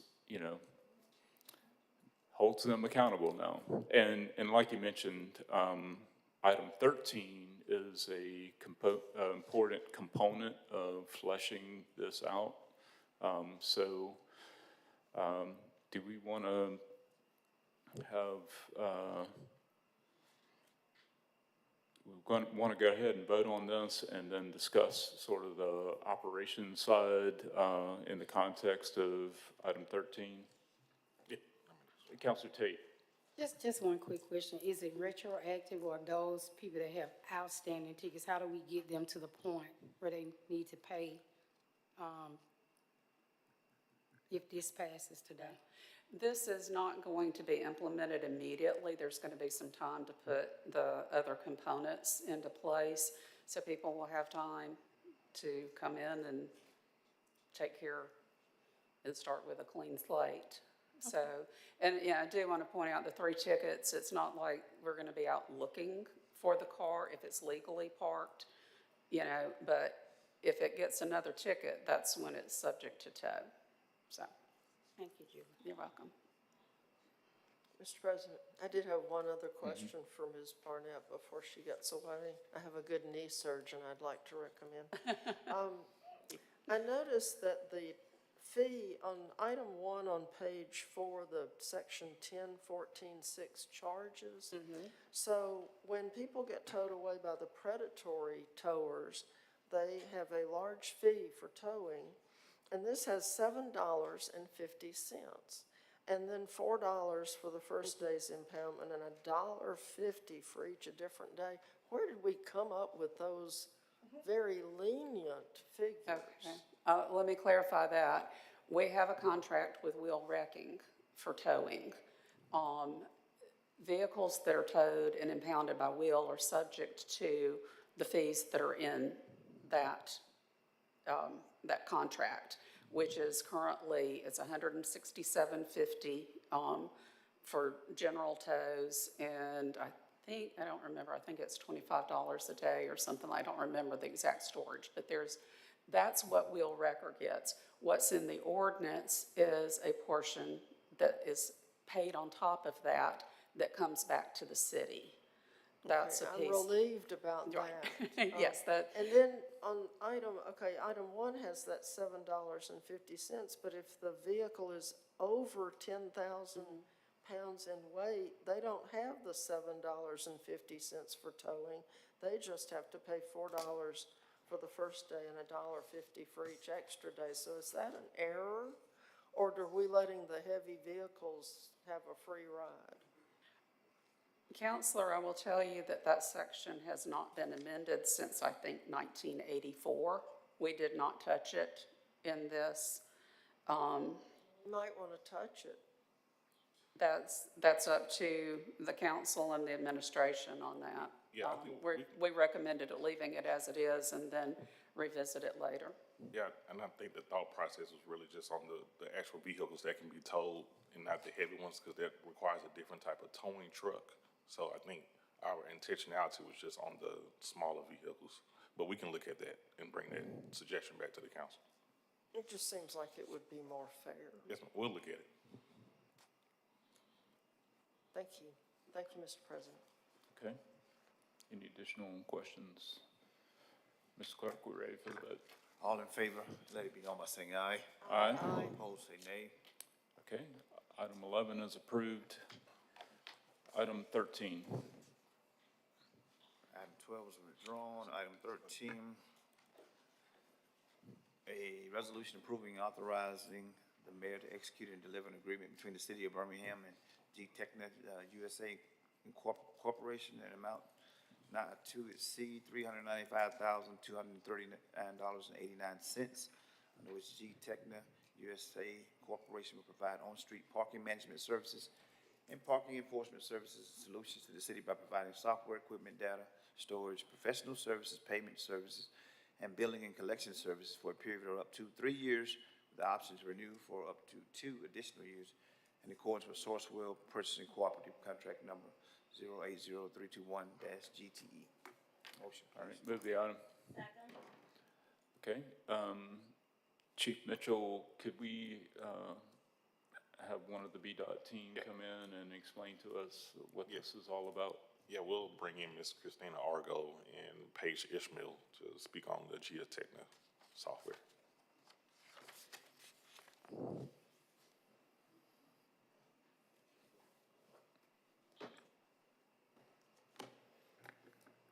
Good morning. Good morning.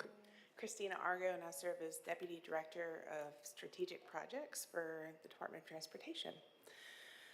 So the G-Techna contract, I will just kind of outline what this all entails. It is a cloud-based software that will allow us to function as what is outlined in the parking ordinance you guys were just talking about. We conducted an interdepartmental evaluation process encompassing IMS, municipal court, BPD, and we assessed several different software products and determined that this was the most appropriate software for what we're trying to achieve with our on-street parking system. In addition to becoming our ticket writing system. It will allow us to auto mail reminders for folks about parking tickets and really help overall with the accountability and improve our customer service in this area. It offers advanced technology, including AI-powered license plate readers, so that will be something we'll be able to add to our parking enforcement vehicles. The contract's for 5 years, 3 years with an option to renew for an additional 2 years, and the contract amount is about $395,000. So included in that are printers, that LPR, license plate reader camera, in-person training, hosted software package, the ticket payment web portal. So we'll be moving to a new web portal, sorry, it's kind of echoey, where people will go and pay their tickets. They're going to host our database. We'll have access to data in real time. Overall, just a huge improvement from the software that we're using now. One question that folks, sure I'm thinking about, so our on-street parking, people have the capacity to use the Park Mobile app to pay for parking. So this will also allow our parking enforcement officers to have access to that data to, as they're driving down the street, the LPR will be looking at the license plates and, so using AI will automatically flag anybody who's in violation or, either hasn't paid through the app or otherwise, and or over their time. So, right. Yeah, so it won't impact the Park Mobile system. It will integrate seamlessly. Right. And today we have to do an overnight upload data refresh. So we don't have real-time access to data. So there's no way we could really enforce the parking ordinance that we just passed because we don't have real-time data, but this will be a real-time data situation with continual updates. We'll always be current on knowing who has paid, who hasn't paid, who has outstanding tickets. Okay, can you talk a little bit about, now that the ordinance change has passed and, we have the capacity to do some towing, but this system is, integral to making that actually possible for our parking enforcement officers to actually know, when they have somebody who's in violation, to be able to access the records to know who's got those 3 or more outstanding unpaid parking violations. Can you talk about, how we roll this all out and do, create some public awareness? Even the fact that, hey, if you think you may have unpaid parking tickets, there's a tool on the city's website that you can use to go and check, and you can even pay online. Can you talk about all that? Sure. So, as was mentioned, we won't begin enforcement until later this fall. We want to give people plenty of time to come in, handle their business. The link to pay parking tickets is on the city's homepage. You can go and look up your account by your license plate number, your last name, your vehicle tag. So all of that information we're going to be publicizing and sharing with the public over the next few months with an extensive education campaign. Municipal court is staffing up to be able to handle requests as they come in because we know we're going to see an increase in the number of folks coming to visit court to handle their business. So yeah, social media, the city's website, we'll probably put up an FAQ page as well. And then people will be notified by mail of their outstanding citations. Okay. Counselor Tate, you have a question? I think Ms. Argo answered that, because I wholeheartedly agree with President O'Quinn, because it is a serious breakdown in communication. You know, you got hundreds and thousands of citizens here, and people may owe traffic, you know, parking tickets, and you don't want things to come upon people by surprise. So I think we really do need to make the best effort to make sure that the individuals with outstanding parking tickets are giving ample amount of time to take care of that before you fall into, you know, this category. So I do wholeheartedly agree, Mr. President, that we gotta make every effort to make sure that we get this out. Yes, ma'am, that's our intention. And if you can provide us, you know, with whatever type of one-pager you may have, well, we can post it to our websites, because a lot of people don't use social media. True. And so when you think about elderly people and people who just don't fool with social media, period. So, I mean, I'm sure the nine of us will be willing to make sure that we get this information out.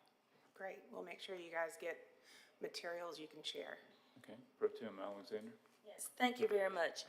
I actually had the question, thank you for Dr. O'Quinn. I leaned over and asked him, how did this merge in, or how does it work in tandem with Park Mobile? Because I just got that down and I'm so excited. And, but the second thing I wanted to be sure of, I know technology is always the best, it's useful, but I do have the concern about the parking enforcement team. How does this affect any staffing or any current practices that we have? I'm sorry, Mr. President. It doesn't affect them. It actually enhances their capabilities of doing parking enforcement. So that's why we want to give them the technology along with, I mean, we already supply them EV cars, and, you know, just the license plate readers will make it more efficient for them to do their jobs. Okay. And second concern about municipal court staffing, if we're vamping up, and this may require some additional staffing there, was that budgeted? Yes. Part of the budget? So in the budget that was approved, actually it was last year, we included two clerks and another manager. We included. Two clerks. Yeah, we included positions just for this parking reform effort, yes. We were We've intentional already on that. begun the process with Personnel Board. Yep. Okay, and I did just look up, I wanted to be sure about the site that you can go to, because I think we all need to be concerned and be sure that we pay attention. I want to make sure that we understand that we know that we have to have some type of capital, well, not capital, promotional campaign to let the public know. And we won't do that in a silo for the administration. We'll work with the council and their team to make sure that we're speaking the same language to the public. Thank you very much. I am excited to hear this, but I just wanted to get those few questions, so thank you. Thank you, Mr. President. All right. Counselor Abbott? See, I didn't hear the answer about Park Mobile because the president didn't talk loud enough. So Park Mobile is still going to exist. We're still going to use that. And then where this comes in is where the meter and the parking enforcement people come driving by so that they actually know that you've stayed over the amount of time you paid for with Park Mobile, and then they will give you a citation. Correct. This is the enforcement tool. Yeah. And then the only time that you will be towed away is when you're illegally parked. Correct.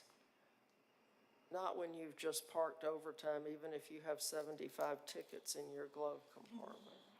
If you have unpaid tickets, Even a parking violation will get you in trouble. At a meter? if you have unpaid tickets and you park illegally one more time and put you over 3, you will be towed. Okay. If we well, find you. That cheers me up. So, but if you do park your car in the middle of the crosswalk, You will be told. you're going to be towed no matter what. Correct. And then if you just happen to have all those tickets, then you just have a bonus day. That's correct. Well, good. I'm ready to vote. All right, Mr. Clark? All in favor, let it be known by saying aye. Aye. Opposed, say nay. All right, item 13 is approved. Item 14, please. Thank you. Item 14, a resolution approving and authorizing the mayor to execute the following documents in connection with the 60-unit Southtown Court Apartments project. Number one, a subordination agreement with Alabama Multifamily Loan Consortium Incorporated, United Bank, and WF Southtown Family LP, under which the city of Birmingham's recorded mortgages for its $960,060 home loan and $1,761,000 loan will be subordinated to the Alabama Multifamily Loan Consortium's $6 million permanent loan. Two, a First Amendment to City Home, a note executed by WF Southtown Family LP to extend the maturity of date of the city home loan until August the 1st, 2045. And three, an estoppel certificate. Motion, please. Second. All right, Counselor Abbott? Yep, me again. I know that Chaz can just explain this very simply. I think I understand it that we've loaned them $960,000 and $1.7 million, and now they're taking out a mortgage, another mortgage, and it's going to, they're all going to be more important than our.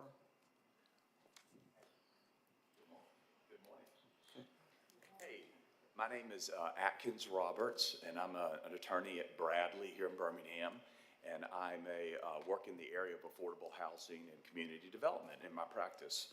I represent WF Southtown Family, which is the borrower and the developer of this project. That's the new Southtown 60-unit family project. And we have now met the requirements to convert to a permanent loan. And so Service First Bank's $20 million construction loan, we've reached 90% stabilized occupancy for 3 months. So under the definition, you're stabilized occupancy. And so now Raymond James, who's the equity investor and bought the tax credits, is going to provide $14 million in equity, and the balance of that will be this first permanent loan of Alabama Multifamily Loan Consortium, and that is a consortium lender of about 48 banks that get together and combine all their funds, and it allows a lot of small community banks to participate in these types of activities where they otherwise would not. So they're going to come in and be the first lender, permanent lender for $6 million. And so this was always structured this way, where they would be the first lien position because they're given the $6 million loan, and the City of Birmingham would subordinate their loan to second and third lien position. Their home loan would be in second lien position, and the CDBG, Community Development Block Grant loan, would be in third position. And then you see United Bank as a member of this agreement. Their Capital Magnet Fund loan is going to be in fourth lien position. So that's the purpose of this exercise, is we are closing on that loan with, we're closing on this loan with AMLIC, Alabama Multifamily Loan Consortium, and in order to do that, they have to take first lien position with their mortgage. And so the three documents that are involved is the subordination agreement, which would take care of that, and then the First Amendment to the note.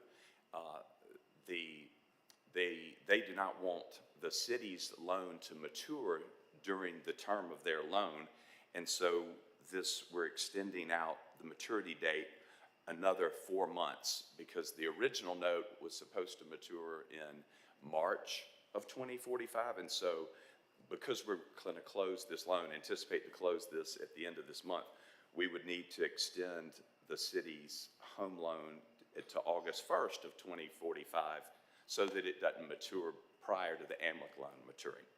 And then the last document is just an estoppel certificate, which the bank, the lender, AMLIC, requires of all subordinate lenders, just to make sure that the home loan and the CDBG loan and the United Bank loan they're signing one too is in good standing, isn't in default. So those are the documents. Thank you. That explained it. Okay. Any additional questions? All right, Mr. Clerk? All in favor, let it be known by saying aye. Aye. Opposed, say nay. Item 14 is approved. Item 16.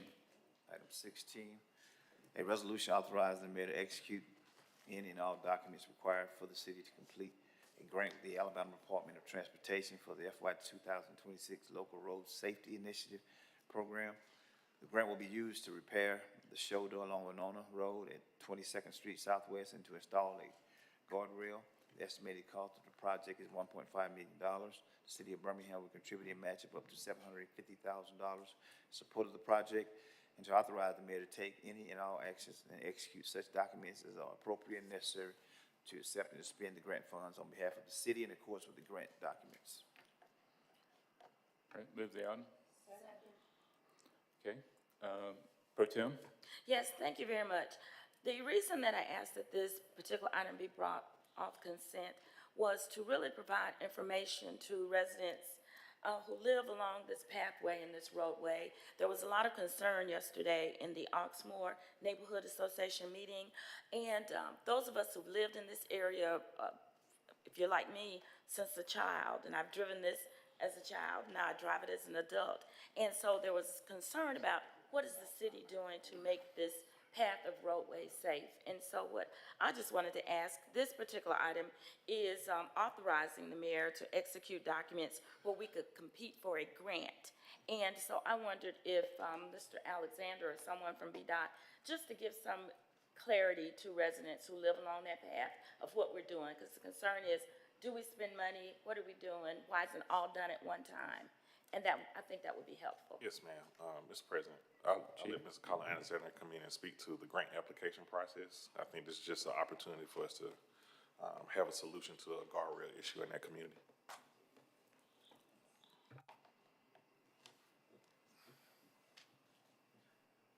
Good morning to the council.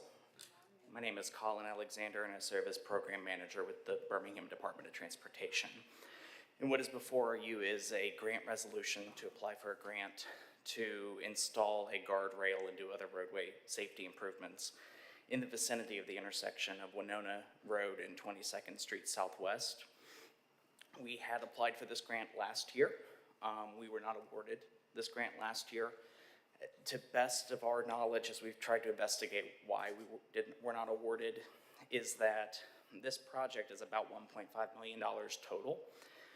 We asked for what is the required 90-10 split with the state for this program, so I asked the state for 1.3.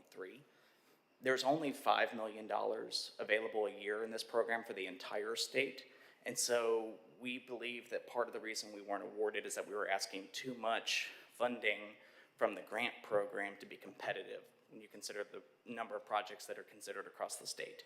So we are resubmitting this application with a higher match rate in order to make ourselves more competitive to be awarded the project. Thank you. Thank you very much. That does help the concern, because most of the conversation yesterday was how much are we investing in this particular pathway and how to make it safer. And it was important to me to manage my expectations as well as those of the other residents of this is how we find the other dollars that are definitely needed to provide these changes. So I think that is very helpful to us and those of us, again, that ride along that path. So I am looking forward to submitting the grant and that we will win. Thank you. Thank you. All right, Chief Mitchell, just want to thank the Mayor's Office of Government Affairs for also sending the crash data and, you know, some pictures of the site to help us understand a little bit better the need here.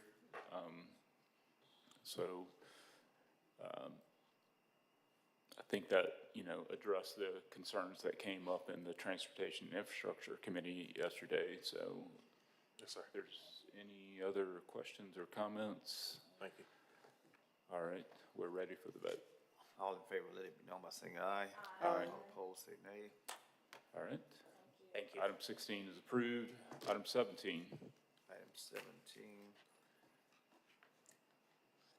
So item of permanent operation. Should be ordinance, yes.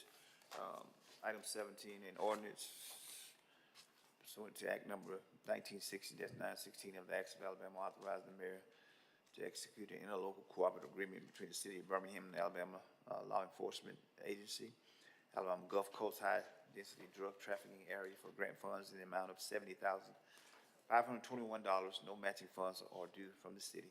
The purpose of increased surveillance and detection in the Alabama Gulf Coast High Density Drug Trafficking areas, the city should appropriate said grant funds to the Birmingham Police Department, and the mayor is authorized to take any and all actions and execute such documents as are appropriate and necessary to accept and expend the grant funds on behalf of the city for use by BPD in accordance with the grant document.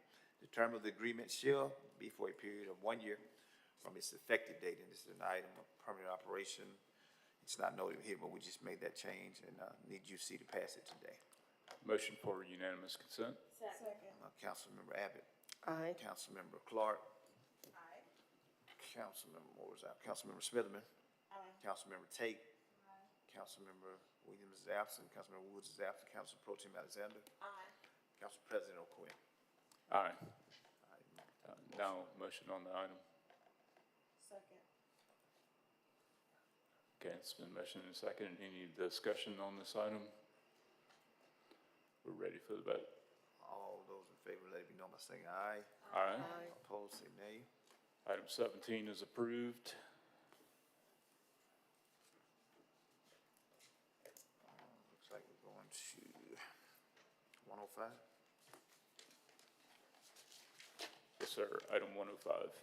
Item 105, a resolution, let's see here, pull it up first. A resolution accepting the lump sum proposal of Johnson Controls Security Solutions LLC, Irondale, Alabama, in the amount of $11,180.46 for a phone system card, access control equipment, installation and programming for the Finance Department located at 1720th Street North, Birmingham, in accordance with the Code of Alabama 1975, sections 4116, 51A, 15. Motion, please. Move the item. Second. Item is before you. Counselor Abbott. Yes, this was the Finance Department's Rantec Airphone, A-phone. Mr. President. Chief. Yes, so this is the installation of our card swipes to gain access into certain sensitive areas in the finance department on the first floor. The Airphone is actually a video system. When somebody wants to buzz into a certain segment, they are able to see their face before they let them into a secure area. Okay, okay, well, that makes sense. It's just that I didn't know what it was, and it didn't explain what it was. I'm here for you always. Thank you. Chief Mitchell to the rescue. All right. Any other questions? Chaz is answer man. Yeah. We're ready for the vote. All in favor, let it be known by saying aye. Aye. Opposed, say nay. Item 105 is approved. Item 108. 108, a resolution accepting the lump sum bid of Tecta American Southeast LLC, Irondale, Alabama, in the amount of $182,000 for the 2025 roof repair work order contract located in Birmingham, this being the lowest responsible and responsive bid submitted, and authorize the mayor to enter into a contract with Tecta America Southeast LLC in a substantially the form contained within the bid documents in accordance with said bid, provided the total compensation under the contract it does not exceed the appropriation. Move the item. Approval, second. All right. Counselor Abbott. Okay, this is an easy question. The 2025 roof repair work order contract, okay, is this for any building that experiences a roof leak? These people are sent to fix it as part of this contract, or are there specific buildings whose roofs are in a list somewhere? So, Mr. President. Chief. So it's mostly for when DPW cannot repair certain roofs or cannot gain access, we'll use this company. Okay, so we'll use these people until the money runs out? Yes, ma'am. Okay, thank you. Counselor Clark. This question's for Chaz. Turn your mic on. Yeah. Does that mean we can soon remove the buckets from the West Precinct Community Room? Yes. Okay. How right. soon? As soon as you approve it. Okay, thank you. All right, we're ready for the vote. All in favor, let it be known by saying aye. Aye. Opposed, say nay. Item 108 is approved. Item 115. Item 115, resolution accepting and approving the bid of Northern Communications Incorporated doing business in Black Box Network Services, Murfreesboro, Tennessee, for the premise distribution system as needed at the unit prices on the file in the office of the Assistant Purchasing Agent for a period of 1 year, contingent upon council approval for the Information Management Systems Department and various city departments for State of Alabama Master Agreement number 99-21-0000000055. Move the item. Second. Item is before you. Counselor Abbott? Yeah, I guess this is another one where Chaz can just explain what it is. Chief? Yeah, I'm sorry, because this one didn't have a lot of attachments to it, but in review of past purchase orders, so Black Box usually does all our data. They run all our data lines in all our facilities, and they do some of our fiber installs in our facilities. Yeah, Well, we didn't have any it, attachments. we didn't have anything, and so, And I apologize for that.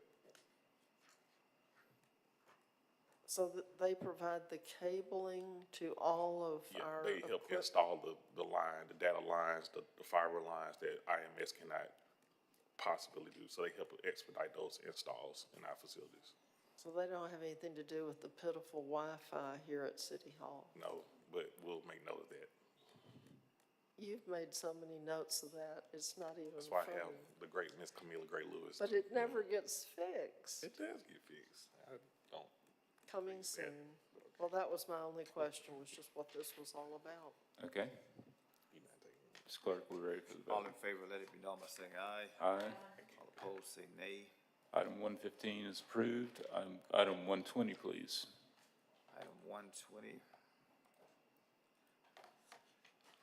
A resolution approving payment to Samsung Equipment Company, Birmingham, in the amount of $380,860 for the purchase of a 2025 new Vector Impact Sewer Cleaner Jetter truck for the City of Birmingham Planning, Engineering, and Permits Department in accordance with the Sourcewell Contract Number 101-221 VTR. Move the item. Second. All right. You can just call Counselor me. Abbott? You just call me. Yeah, Chief? Well, if you would give us backup, there was no backup for this item or 115. If we had backup, we might not I have will make questions. sure of that, because I did get with Mr. Clerk about that, so that was on me. I'll take that hit. So the vacuum truck is for our stormwater team. They will be using it in conjunction with our camera truck during stormwater investigations. So this is I think the council approved a CCTV item a couple weeks ago, so that'll be in conjunction with that for our stormwater team. Okay, so the camera will go down, it will find what the situation is, and then the jetter will blow the heck out of it and hopefully knock it Hopefully. out of the pipe and. Yes. Hopefully. Hopefully, and for the sewers that are constructed of brick from 1900, will they also jet off all the, excuse me, all the bricks? That I'm They're not jet- sure of. I would have to ask about that, particularly 'cause I know concrete and all that is a little different and it's very sensitive. I can ask and get a. Yeah, answer we back to have a lot, we still have a lot Like concrete. of storm sewers that are constructed of brick, and you. And clay. I would be very afraid that the jetter would just jet them right on downstream. We can ask and get your answer to that. Yeah, thank you. My- I'm glad we got it. I'm just worried Yeah. about those brick sewers. My question is, if we approve the payment today, does that mean we get the truck in sometime in 2027? Yeah, usually from anytime we put an item on the agenda, we just trying to get the purchase order, because most of the vendors that we work with are holding them until we can get the actual purchase order for them to release. So as soon as the council can, because it hits the threshold, we submit the resolution to purchasing, get the PO and give it to the vendor and they release it. Okay, so this vehicle is ready to go. Yes. All right, Awesome. that's great. Yes, okay. Very good. All right. Mr. Clerk? All in favor, let it be known by saying aye. Aye. All opposed, say nay. Item 120 is approved. That brings us to the end of our business items. So we're ready for announcements. Counselor Tate? Thank you, Mr. President. Get myself together here. Okay, the Evergreen Neighborhood Meeting will be held tonight at 5 p.m. at the Evergreen Missionary Baptist Church. East Thomas Neighborhood Meeting will be held tonight, 6 p.m. They meet at Zoom, on Zoom. You can call the office at 205-254-2302 to obtain the meeting ID and passcode. South Pratt Neighborhood Association meeting is tonight at 6 p.m. Lively Hope Baptist Church. Smithfield Estates Neighborhood Meeting is canceled for the month of July and will resume back August the 16th. Ensley Neighborhood will be held on Thursday, 6 p.m. at the McAlpine Rec Center. Next public safety meeting will be held on Tuesday, July the 22nd, 1 p.m. Please submit your agenda items by email no later than Wednesday, July the 16th, no later than 12 noon to gregory.stanley@birminghamal.gov and ashanta.cephas@birminghamal.gov. Just want to shout out to Black Men United and everybody who participated on Saturday in the giveaway. So it was a great giveaway. Thank you to Black Men United. This is the third giveaway that they have come to Birmingham to do. It's one of my national partners. So bought some nice items to Birmingham and they were free. So looking to do that again with them soon. Thank you, Mr. President. Thank you. Pro Tem Alexander. Thank you, Mr. President. These are announcements for District 7. On Thursday, July 17th, we will be hosting the Get Fit While You Sit class at Thursday, 9:30, and then again Friday at 10:30. That's July 17th and 18th at the Roosevelt Recreation Center. I will repeat the date for the huge program that's being hosted by Commissioner Tyson, and that is again will be on August 1st, 2025, from 9 a.m. to 1 p.m. at Boutwell Auditorium. And again, this will be a great event with door prizes, free lunch. So they're asking you to reserve your seat. That number is 205-325-5567. And I believe the Parking Authority has been arranged for free parking in the Boutwell, as well as there will be a free lunch. For neighborhood meetings on Thursday, July 17th, the Hillman and Hillman Park Neighborhood Associations will meet jointly, and that'll be at 5 p.m. at Hopewell Family Life Center, Hopewell Baptist Church on Jefferson Avenue. The other neighborhood meetings for the week are canceled, so that's our only remaining one for this week. Thank you, Mr. President. All right, thank you, Pro Tem Alexander. Counselor Smitherman. Thank you, Mr. President. The next Budget and Finance meeting will be on Monday, July 28th at 3:30 p.m. here in the council chambers. Submissions are due Wednesday, July 23rd by noon. 5 Points South neighborhood will meet in the South Hall of Highland United Methodist Church at 6 p.m. today. Also today from 5:30 to 7 p.m., I am partnering with Brenda Brown Bosom, and we will host a health seminar at the Arlington House. This will have valuable information on breast cancer awareness, mental health resources, diabetes. We'll have free refreshments and beverages. We'll do a little Pilates chair exercise. It's going to be a good time, so please come out. Also, Magic City Blight Busters and Buns will be having a Titusville community cleanup this Saturday from 8 to 10 a.m. at Memorial Park. And then I am one of the partners with the Respect organization. They will have their back to school rally and school supply giveaway. They've been doing this for really a long time, over 20 years, 25 years. But it'll be at More Than Conquerors Faith Church. It'll be a drive-through, and it starts at 10 a.m. We will be giving away book bags, notebooks, folders, and more to help our kids. So come out and support and get some school supplies. Thank you, Mr. President. All right, thank you, Counselor Abbott. Thank you, Mr. President. The next Planning and Zoning Committee meeting is scheduled for Wednesday, July 23rd at 3:30 p.m. in the council chambers. Neighborhood associations, we have 5 Points South tonight at 6 o'clock at the Highlands United Methodist Social Hall. I know that one item on their agenda is for St. Mary's Episcopal Church to want to put a parking lot on a corner lot on 19th Street near Ramsey. So people may want to show up for that meeting. The next meeting in District 3 after that is Crestwood South Neighborhood Meeting on July 28th at the Levite Jewish Community Center at 6:30 p.m. And as always, we want people to call 311, or better yet, put that app on your phone so that you can turn things in when you see them. And that's all for me right now. Thank you, Mr. All President. right, thank you. Councilor Clark. Thank you, Mr. President. In District 8 neighborhood meetings, we have the Graymont neighborhood meeting tomorrow at 4:30 at the Smithville Library. And yesterday, I was out in District 4, had the opportunity to attend a groundbreaking for new homes being built by Woodlawn United with the help of Navigate Affordable Housing Partners.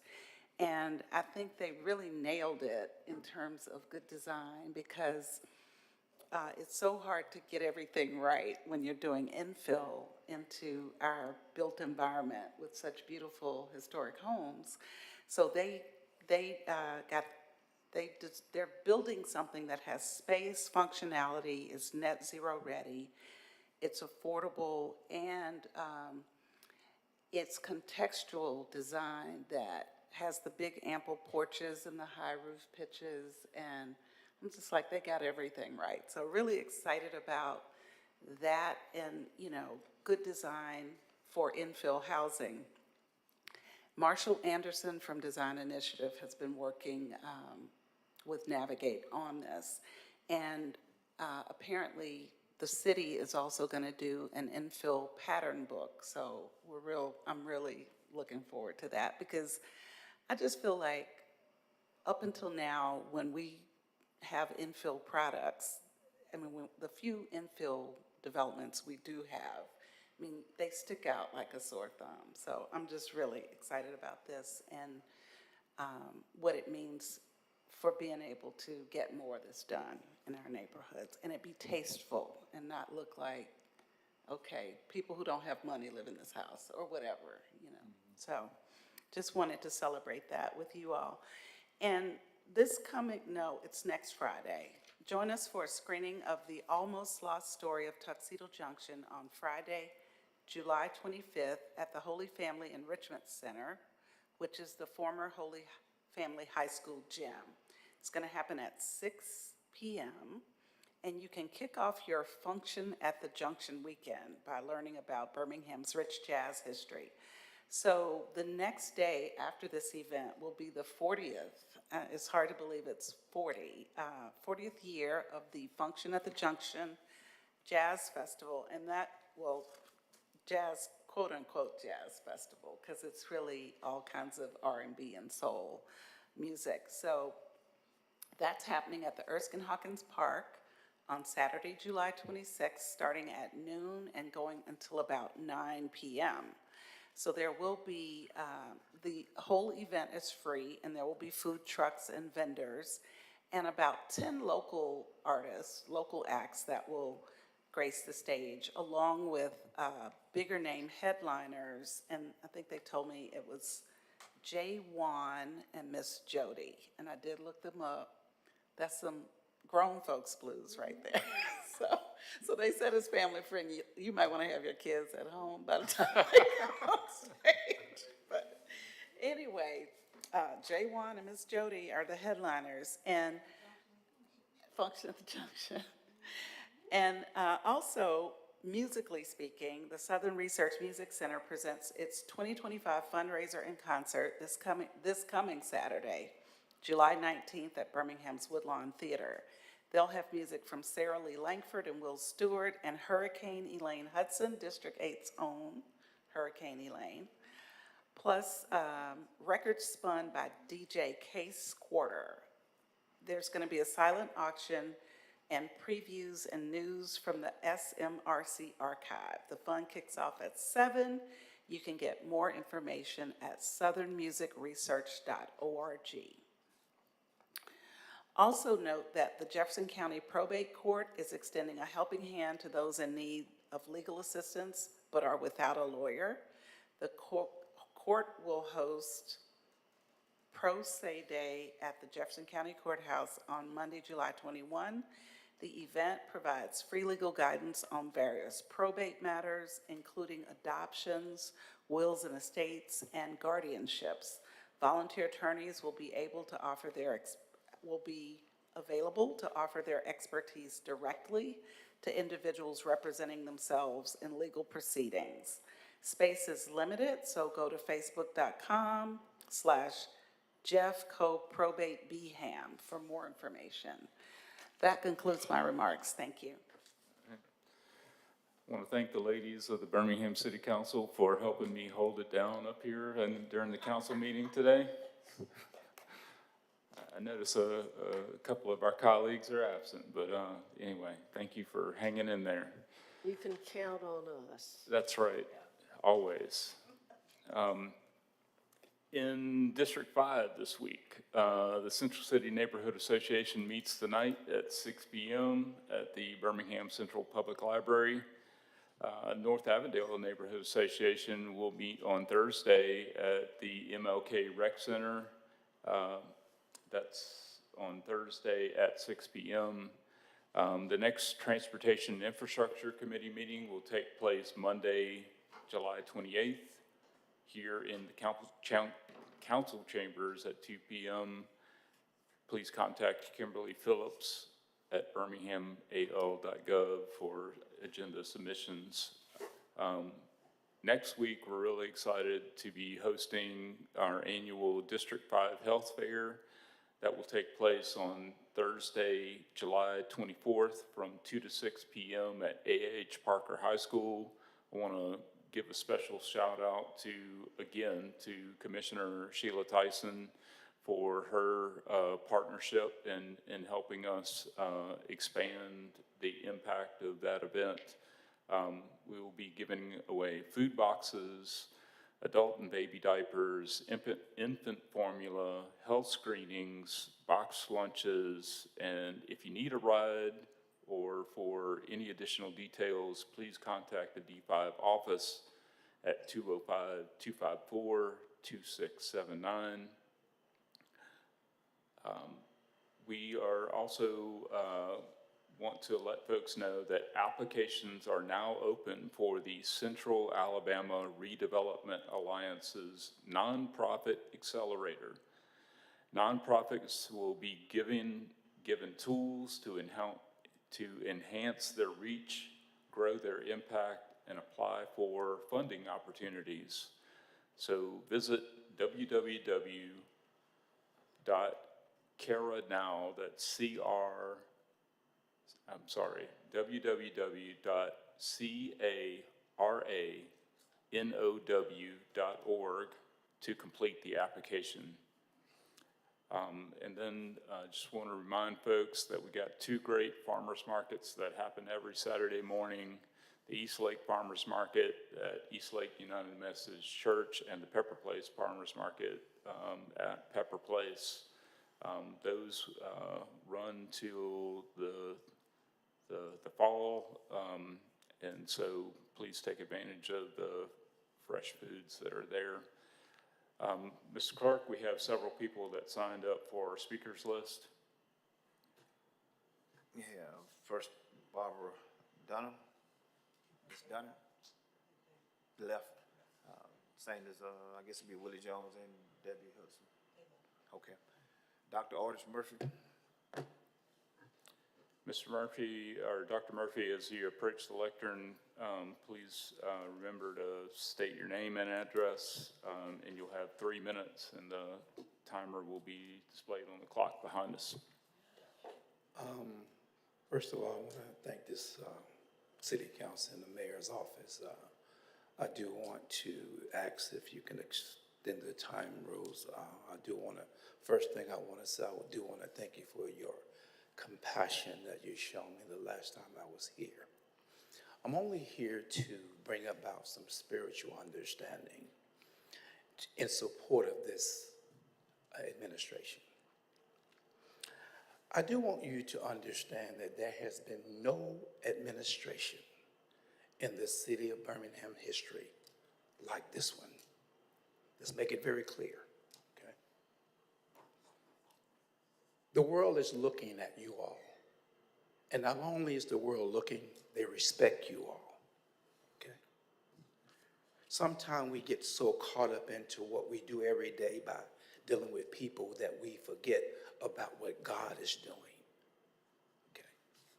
In 1940, in the city of Birmingham, there was a commissioner mayor by the name of William Cooper Green. His father was a developer. He built a lot of houses up in the Tarrant and North Birmingham area. At the time, he was the longest tenured mayor of the city.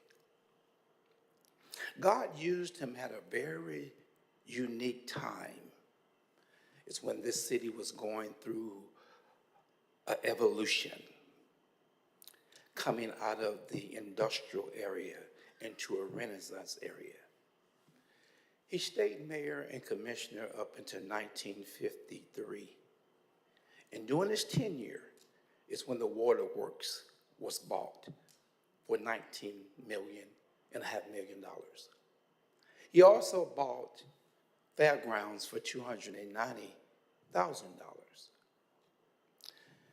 He was a very unique, he was a decent man in a time that it wasn't good, it was hard to be decent because we were dealing with a lot of discrimination. But he was a very unique man like our mayor. And I want you all to take a good look and study those years from 1940 to 1953. Everybody here would see themselves. I'll say this to you again. Everyone here will see themselves. You're here because God has you here, because he entrusts you with what he is doing and about to do in the city of Birmingham. This administration from Mayor Wolfen to you will go down in history like Coleman Young in Detroit, Maynard Jackson in Atlanta, Marion Barry in D.C. This administration will forever go down in history. Y'all will set the course until Jesus come back in Birmingham. Let's be very clear about what God is doing. Stay with me. He brought about a time where he brought about sensitivity. And because of his area, gave root to Booker T. Washington and A.G. Gaston and the A.G. Gaston Boys Club and Police Athletic Team. Black communities was doing well.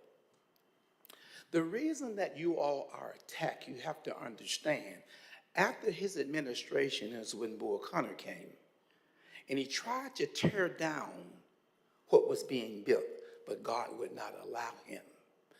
Do not say anything, Mayor Wolfen, of anybody running for office about anybody that's running against you, period. If you do happen to say something good and out of love, okay? God has you here. He entrusts you here. Let's go forward. The reason that the World Games and police and firemen games came because God is about to shine the world differently than he did what happened at Kellogg Park. And it's because of this genre and mixture of leadership that is the reason that it happened. I want you to see God. As soon as Mayor Wolfen appointed Michael Pickens as chief, crime, murder stopped and ceased in this city. It wasn't about anything else. I said stop. Okay, let's be clear. I'm here for you. My love for you would never understand how much I love you all. But my life has already been lived, so it don't matter about me. Let's go further, okay? I'm talking to the city of Birmingham, the voters now. Any of y'all bother this administration, you have a price to pay. You don't have to take my word for it, you bother it. preachers that are allowing these people to come and on their stage in their pulpit talking about our mayor and this administration is also going to pay a price. Okay, you don't have to take my word for it. I'm only a messenger. Okay, let's be clear on this now. Let's go forward. All good stuff. I want you to ask yourself, City of Birmingham, what kind of a human being will stand up as a human being to represent human beings, and at the same time that they're standing up as a human being to represent human beings, will tear down the character of another human being to stand up to represent human beings as your leader? Right then and there, it should tell you, don't bother this administration, and don't not one of y'all say nothing about him or against him. There's only two things going to happen after this election. There's going to be seat filled by offering and one by sacrifice, because they refuse to change their consciousness. And that's all you would see. For the next 30 years, all of our leadership will come out of this administration, from mayor on down. I want you all to look at your lives and take a good look spiritually, not out the cardinal eyes, and see what path God brought you for you to be here. Include our city attorney, including the attorney's office. I need you to take time out to see why you're here. Our city attorney is just following her father's footsteps. She's doing the same thing that her father did for this city 40 years ago. It's not by accident. Every position of leadership in City Hall is not by accident. Do not take on the spirit of the enemy, because he can do absolutely nothing to you. Absolutely nothing to you. God has anointed you for this time. I'm just a messenger. May God bless you. May God keep you, is my prayer. Thank you, Dr. Murphy. Next speaker, please. Tony Hill.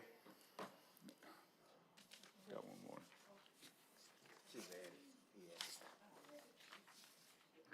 Good morning, Councilman. My name is Tony Hill. I'm here representing my mom. Her name is Ruth Hill. She resides at 910 3rd Street in Pratt City, Birmingham, Alabama, District 9. I've been working with the city to get a house demolished. The address there is 913 3rd Street, which is right beside my mom's house. My mom is a 91-year-old lady. Like, if I can piggyback off Mayor Woodfin, her exercise is working in her yard. She cannot go in her yard because of this house. This house attracts unwanted company for years. I've been working with this probably since 2019. So I'm coming to y'all asking, can we please look into this house and get it demolished? Thank you. All right. Chief Mitchell, you got a note of that address? All right. Our recently declared emergency resolution should, help expedite that. So I want to recognize our officers on duty. This morning we had Officer Square and Officer Campbell with us. Thank you guys. Appreciate you. Now, I believe we're ready. All right, motion second, all in favor.